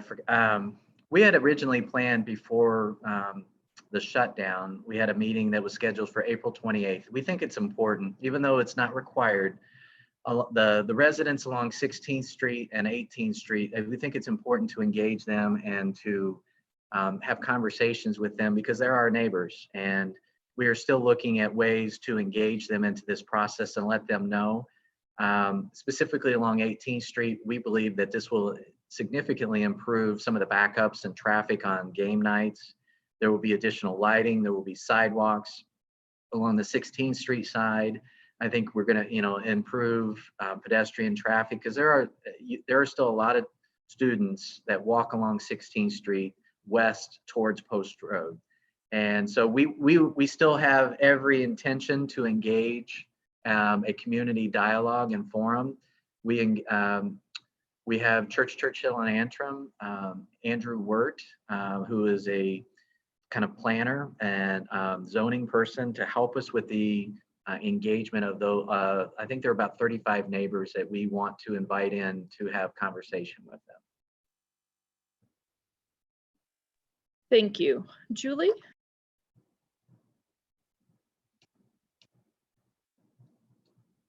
Julie, you're muted still.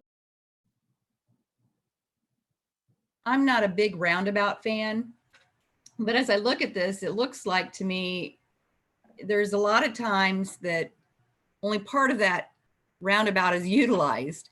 Like when the kids are coming in, they're coming in off of 21st Street. So they're not even going to be coming in the mornings off of that, right? That's just going to be parent drop off. Correct. And the kids are coming in through 21st. So they're not even going to be using that. The parents are going to be using half of that as they leave.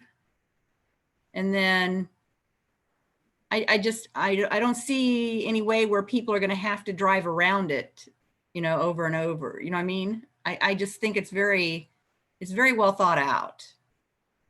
It's about 4 months worth of planning and conversation. So I am like you, Julie. I wasn't initially in favor, but I'm all in now. Do we have any other questions or comments?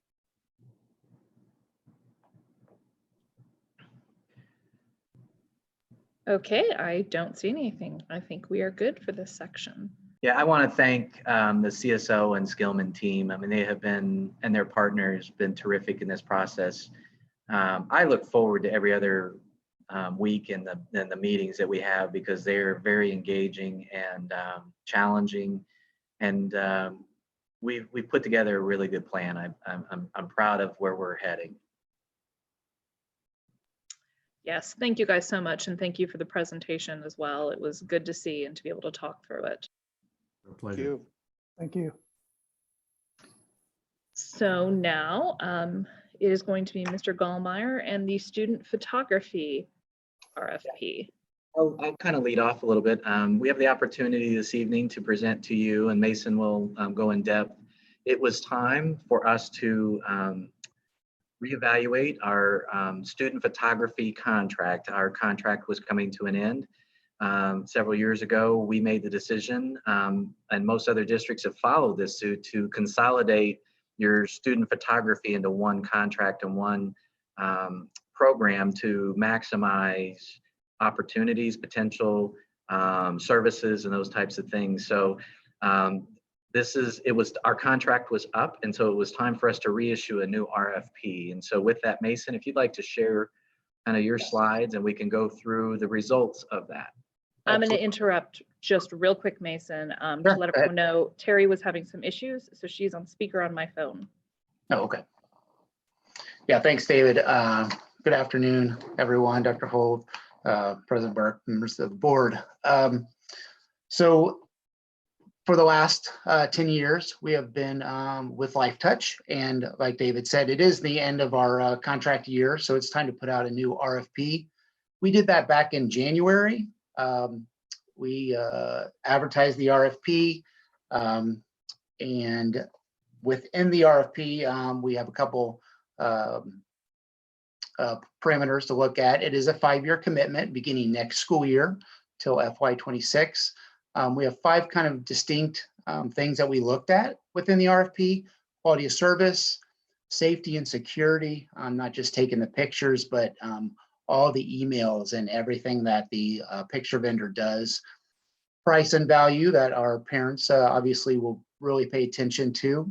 References on how big and how many other school districts these companies that will submit their bid to us also are with. And obviously any additional services that they would like to put in their RFP that I did not actually recommend, or I didn't require. So there's a lot of other things that some companies do. To make this job a little easier for me, I thought it'd be best to assign and get a committee. Sarah Wilcox kind of represented the high school, grades 9 through 12. Stacy Dennison did, who works at Creston. She helped us with grades 5 through 8, and Andrea Wyman from Eastridge helped us with elementary. Since I am not in the schools, during the very organized chaos picture day, I thought those people that do actually deal with that every single year would be a good help for us to determine what we need to really look at, ask questions, and be more detailed about that as well. We received, after getting the RFPs, 3 of them, one from LifeTouch, Interstate Studios, which we've also had some relations with many years ago, and in Strawbridge, which we've never had any business with as well. Each committee, I'd like to first really put a huge thank you to those 3 representatives. We've had multiple meetings via Zoom. When we received these RFPs, they were pretty detailed, all of them. I believe within this presentation, you do have Interstate's RFP and contract. Because of the addition of all of our agreements, we then had an additional meeting with LifeTouch, or with Interstate Studios, because we were really leaning on them on everything that they've offered. We thought it would be a great fit. After meeting with them to get more specific details that the 3 others have specifically about their school and what they deal with, we have decided and would like to ask for your approval, next board, that we move forward with Interstate Studios for the next 5 years. Within that RP, like I said, there's a lot of small details and a lot of things that you may want to look through. It goes from pricing to many different services, financial information, even just different services that they offer. I didn't know, David, if you have any more or if anyone had any questions as well. No, I think I wanted to thank you for your, the process that you put in place. I know you and Ryan Russell have had conversations about the needs and the importance of this contract and what it provides to our individual schools. I appreciate the 3 committee members because I know they have spent a lot of time and were leaders in asking questions and going through in depth and really evaluating this opportunity for us. I don't know, Ryan, if you'd like to chime in on, what you've learned through this process as well. Yeah, more than anything, we're just excited about the opportunity with Interstate. I know the schools rely exclusively on them for things like yearbooks, sports pictures, and other things to that degree. It's really, school pictures are a part of customer service, community relations. I know that I look forward to my kids' school pictures every year. It just kind of signifies, another year going through. I think for me personally, I was impressed with Interstate's commitment to customer service. I think more importantly with that, they have a no questions asked retake policy guaranteeing to get things right for whatever reason. If you don't like the blemish on your face or whatever else, that they will retake and they will touch up images and do those things, no questions asked. So it's really their commitment to customer service. I think in this market space, there's a lot of people that offer a lot of similar package type of things. I know when Mason and I were talking, there's a similarity like Pepsi and Coke, right? Like there are a lot of similar functions in terms of what they are, even though you probably have people more passionate about Pepsi versus Coke than you do Interstate versus someone else. But at the same time, their commitment to service was what impressed me and something that I look forward to moving into the next school year with that, to give all our schools the opportunity to, just continue that service of school pictures and the additional services around that for our families. Yeah, this evening, we just wanted to bring to you, like in a discussion format, the opportunity for you to kind of see the initial results, the recommendations, and then at the May board meeting, we would bring to you a recommendation for the approving of a contract. And so we have some time, we have a couple weeks for you to look through the different RFPs and the contracts and information that was provided, so that if you have questions, it's a sensitive issue. It's important. Families, this is a big deal for them. And so we want to make sure we're making a good decision for this contract moving forward. Gloria, earlier on, you had your hand up. It's up again. Yes, I really like Interstate, but my question is, why are we extending it for 5 years? Because we don't know what could happen in between now and 5 years. Why is it so long? Yeah, we kind of looked at, I talked with many other school districts and kind of get an idea. It's kind of the same as our Pepsi contract. A couple parameters. One, the longer we push this out to a 5 rather than a 3 year, if we go to a 5 year, they can offer a lot. They tend to offer more services. They tend to give more to the township. There's a lot of freebies that these companies will do when you do a 5 year rather than a 1 to 3 year. And then it's kind of a look at majority of what other school districts do. We look at those things as well, and it kind of becomes the normal, same as our Pepsi contract, and even our food service management company contract is 5 as well. So, but yeah, that's kind of allows us to get more services and from each company that does that. And with the final contract, we would always make sure there is provisions in there for early termination or out for non-performance. I mean, it's important that we always make sure that we put language in there that allows us to make a decision if we do not feel they are providing the level of service or commitment that was originally put forth in the RFP. Yeah. So that would be in the contract as well. And that's what I was concerned about because, you know, I just wanted us to have that flexibility. Yes, yeah, on all of our contracts, it's important that we make sure that we have that in there. Julie?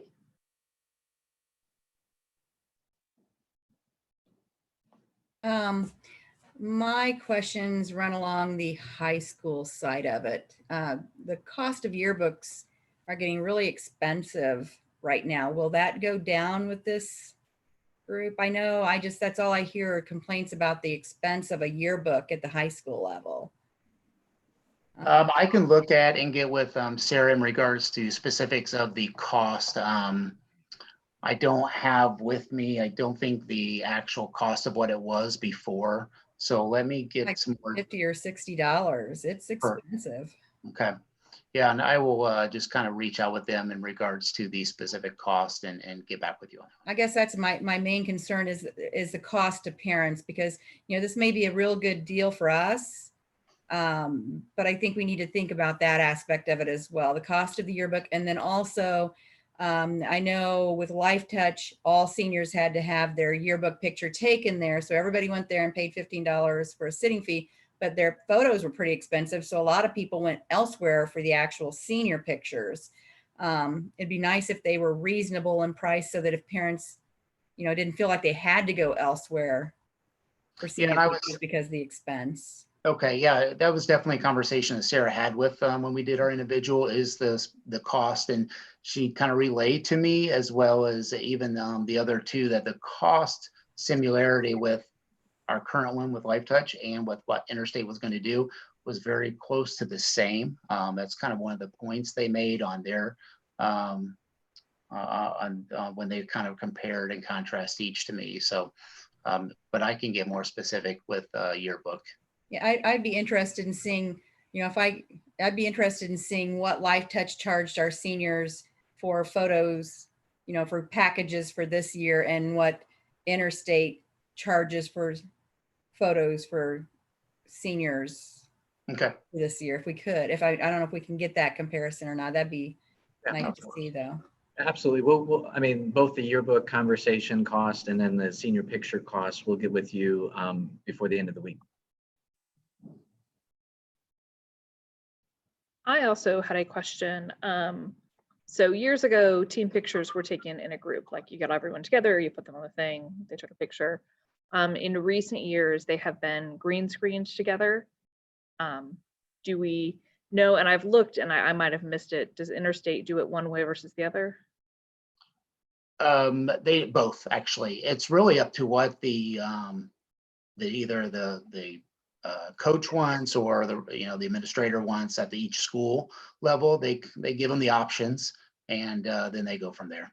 Yeah, the athletic departments in the past have made those decisions about how those were done. Gloria? I would, like you said, that if we went with 5-year, that they would possibly give other incentives. Is there any way that you can have them to show us what would be offered if we went 5 years and opposed to a shorter term, like 3 years? Dave, you want to take that? I don't. Yeah, we'll get back with them and see if there was any change in a 3-year contract versus a 5-year contract in the services that they provide. Thank you. Anyone else? Okay, thank you so much. We appreciate the RFP and the time for discussion. I'm going to move on to the Chromebook RFP now. Share that here.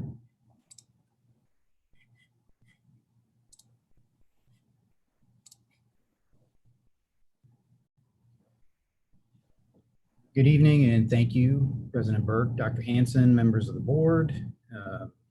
Just here tonight, I appreciate the opportunity to present for discussion the results of our request for proposal for high school Chromebooks, specifically for freshmen and sophomores next year.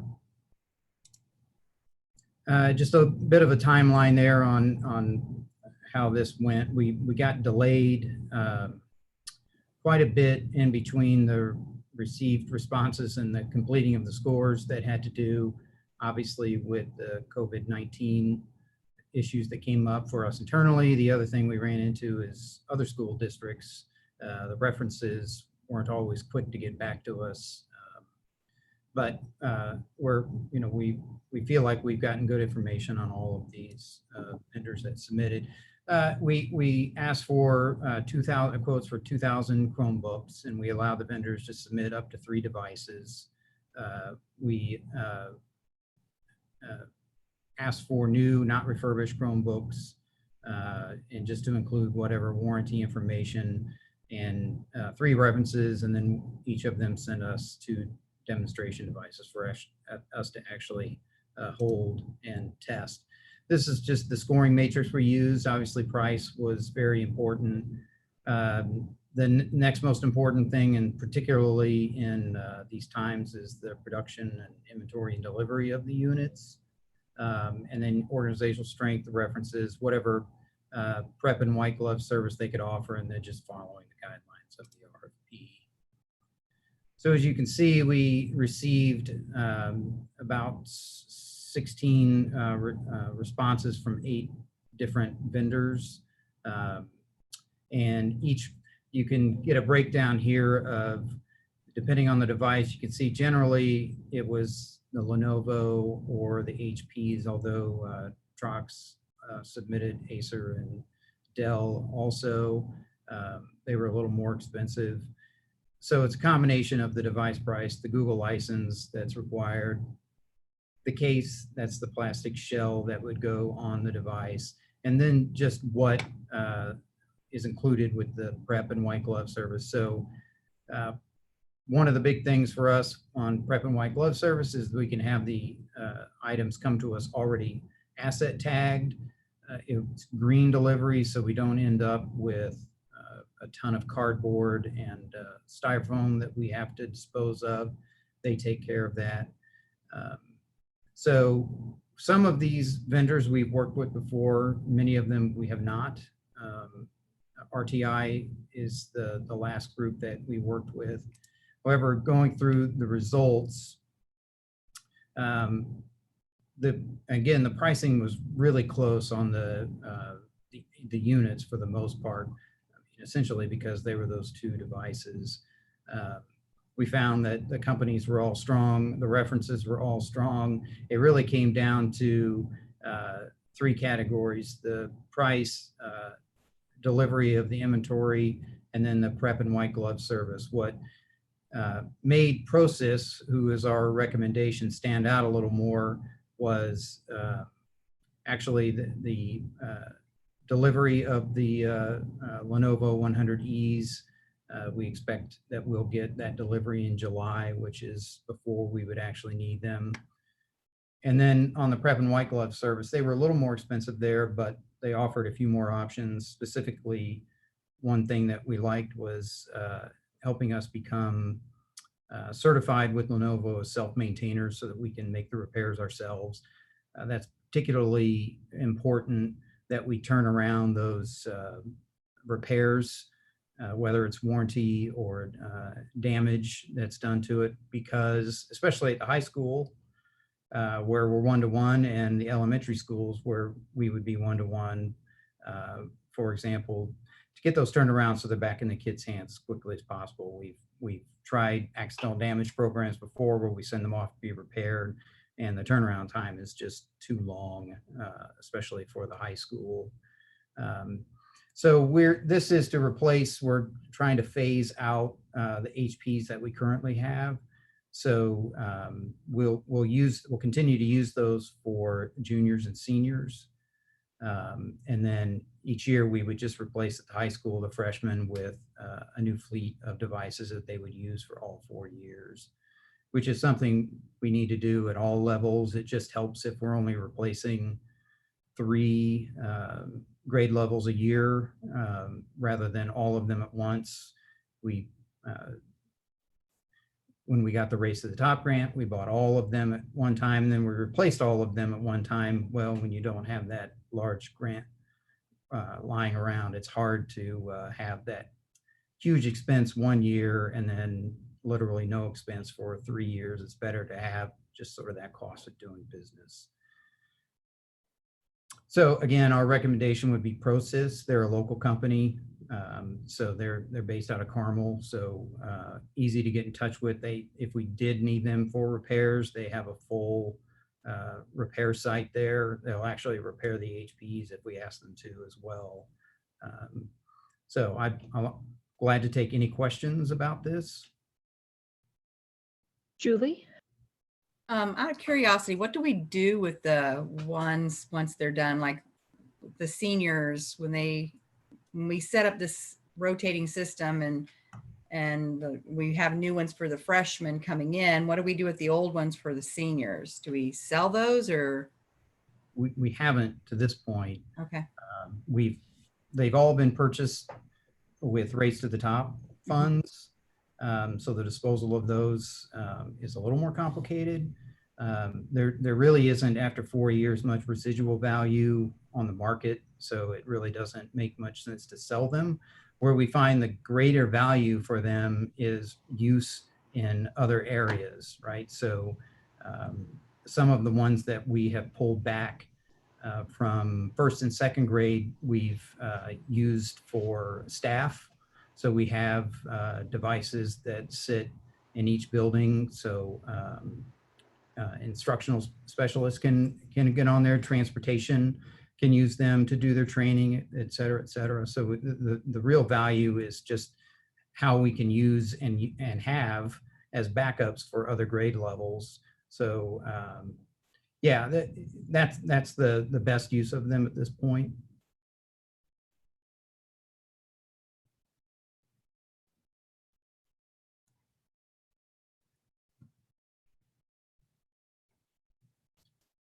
Rachel, you were muted. Sorry, the magic spacebar trick is not working. I don't see anyone else with a comment. Okay. So thank you so much, Kent. We appreciate your time and effort, and we will get back to that during the standard May meeting. Which leaves us with the last item on today's agenda, which is the high school Purple Heart designation resolution. Dr. Hanson, do you want to start with that? Yes, please. President Burke, members of the board, thank you for hanging in there. Earlier in this calendar year, the Department of Education reached out to us and communicated to us that they thought we would be a candidate for the first cohort of the Purple Heart School Designation Honor. And basically what this is a school that displays a significant commitment to service members, veterans, students and families connected to our nation's military. As you know, our school is closed, so this kind of got put to the side. And here recently, the Department of Education reached out to Master Sergeant Little and nudged us again to inquire about applying for this. So tonight, I bring to you a resolution that we would like your approval on this evening, which is one of the criteria for us to apply for this designation is that the school board pass a resolution that basically it supports military families. And you know, there are other criteria that I'm going to let Master Sergeant Little kind of address, that we feel we are well positioned to receive this recognition. So Master Sergeant Little, would you mind sharing a little bit about the work that you're doing and why we are a great candidate for this designation? Yes, sir.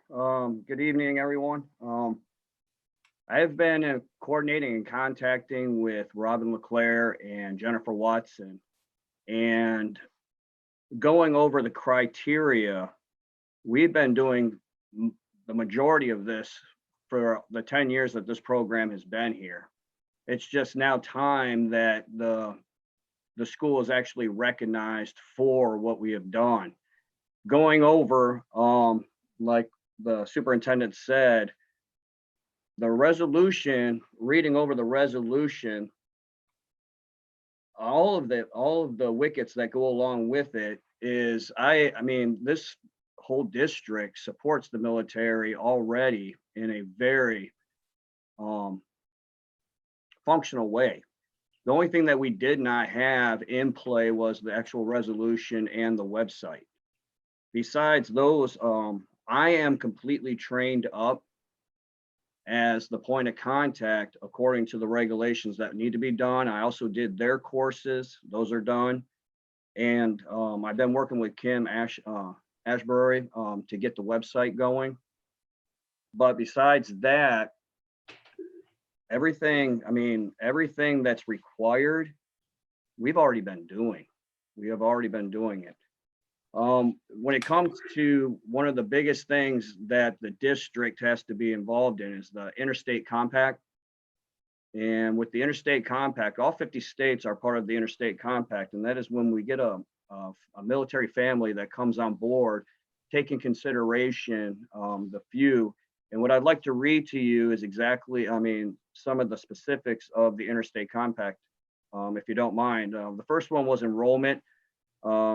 Students, schools should take in consideration of accepting unofficial or hand-carried records when a student's enrolling, and to not wait for official transcripts to come through. The placement, if the child was receiving special education, that we take that in consideration and get them in those special education areas. Attendance, districts should allow military kids to miss school to attend pre-deployment. Now, we are not in the area of a heavy military base being around us, but I've worked with the Army National Guard and down in Atterbury also, of helping new joins, what we call new joins, and that's families that come aboard on the same stuff I looked for when I first came here. And I've given all of those resources to Kim Ashbury to add on to that website. And that also includes pre-deployment checklists for not just the adults, but for the children. The biggest one that I think that would be concerned as far as the district and grading goes, it says schools should waive specific courses or exam requirements for students transferring during their senior year if necessary to allow the student to graduate on time. Now that would be, that's out of my realm, that's more in your realm. But as far as the military, every year since year one, I worked through Jack Hensley and to do the memorial service. Now I am 100% in charge of that with all coordination, the municipal band, things of that nature. We march in the Veterans Day Parade. It was canceled last year, but I had cadets out there in 20-degree weather marching in that parade downtown. We work with the VFW. We do numerous military color guards, and not just, we did folds of honor. This is stuff we do every year with Warren Central written all over it, representing the community as for the military. And I believe I would never go for a medal or go for any recognition that I don't think we deserve.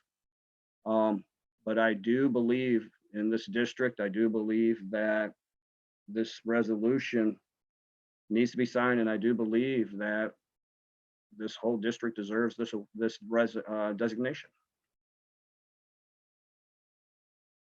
Do I have any questions? Yes, Master Sergeant Little. Gloria? Yes, ma'am. First of all, I would like to say that I was a military child. We moved from place to place. My father was in the military until he passed away, and also his brothers. So I'm familiar with being a military child. But a red flag come up when you were saying, the part about not taking the particular test and things for graduation. also attendance, and also just giving a hand letter because, well, let me start with the hand letter. Even if they're in the military, that has always been a safety issue also, because one parent could just try to just take the child and get them, to another school. So that's why it was so important for them to get an official statement from a school. I understand your concern about getting them in there, but I'm just thinking about the safety part of that, accepting just a handwritten until the official ones come. And secondly, attendance is important. And, people sometimes take advantage of things. And, if we were to approve it, then I don't think that would be good to waive attendance. And I would want them to have good attendance unless it was absolutely necessary or they had some particular reason why they would miss school. And then the last point is them missing the test and things necessary for graduation. I think that they should still have the same requirements unless, like I said, there's some kind of situation that prevents them from doing that. Well, to go with the attendance, it clearly states just for pre-deployment. If a family member is being deployed with the child having to be taken out of school, some of that nature for just deployment related issues. Okay. That explains that. Yes, ma'am.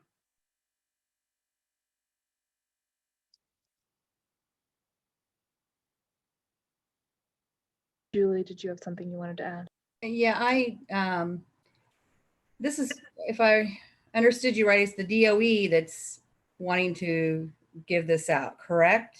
The Department of Education. So I would think as far as any testing and such goes, that the DOE, if they're saying this is one of the requirements, then they would be okay with that. Am I correct on that? According to the Interstate Compact, all 50 states go by this. Okay. Okay. So Indiana, from what I'm gathering from the information that's been handed to me, Indiana's already doing it.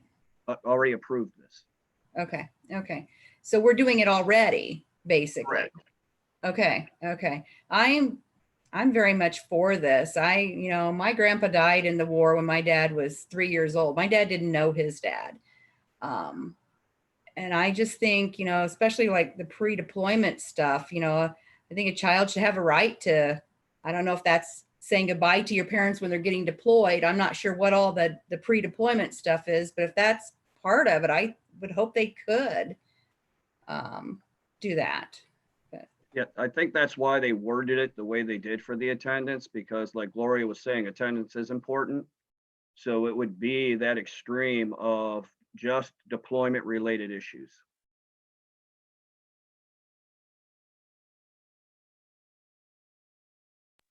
Okay, seeing no other questions for Master Sergeant Little or Dr. Hanson, I would love to entertain a motion.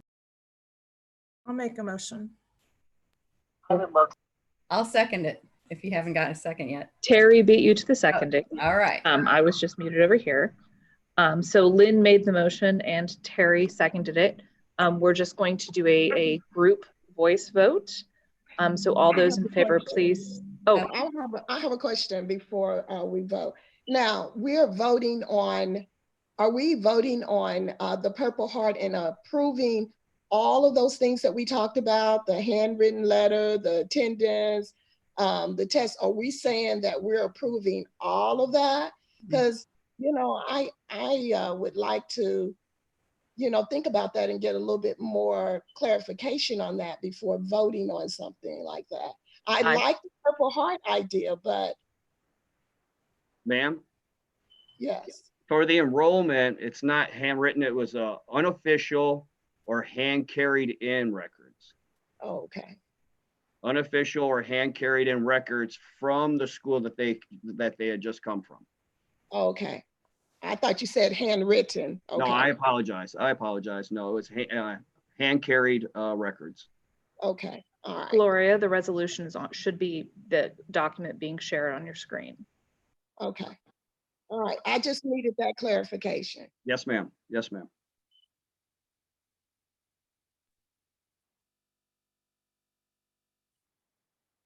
Hearing and seeing nothing else. All those in favor say aye. Aye. Those opposed say no. Motion carries unanimously. Thank you, Board and Master Sergeant Little. This allows us to meet the May 25th application deadline, which is why we're bringing it to you for approval tonight. So Master Sergeant Little will move forward with the application process. Yes, sir. Yes, sir. Thank you. I want to thank everyone for your time and joining us this afternoon. We have accomplished and learned a lot. I think we've had a very, very productive meeting. Dr. Hanson, do you have anything you need or want to add to the end here? I just want to thank Dennis Jarrett and Carrington. They are the gentlemen behind the scenes who made the Vimeo Zoom magic happen tonight. And David Holt and his team for all the work that they're doing with Lowell and the high school. Mason and their team for the work that they're doing with our photo experience. That's another experience that we want to be exceptional for our kids. And Kent for the work that they're putting together for the Chromebook piece. So we have a great team in Warren. Julie wanted to cut in real quick. Julie? Yes, I just want to formally say thank you to all of our teachers with this being Teacher Appreciation Week, to our teachers and our staff, because they have gone way above and beyond anything that they ever expected they would have to do as of this point. And I am just greatly appreciative of everything they've done. So thank all of them very much. So. Julie stole how I was going to end the meeting. So just a quick thank you to everyone who has been working both in front of and behind the scenes on everything, and for everyone to have an excellent Teacher Appreciation Week and know that we really do appreciate all of your work. Gloria? Oh, I just wanted to say this has been a great meeting. We've really been given a lot of information that goes to show how great Warren is. And I would like to also say happy Teachers Appreciation Week to all of our teachers. Okay, seeing nothing else, I'm going to call this meeting adjourned. We pulled it off and did it. Thank you so much for your time, everyone. I truly appreciate it. Have a good evening. Have a good evening, everyone. Good evening. Everyone else, thank you. Bye.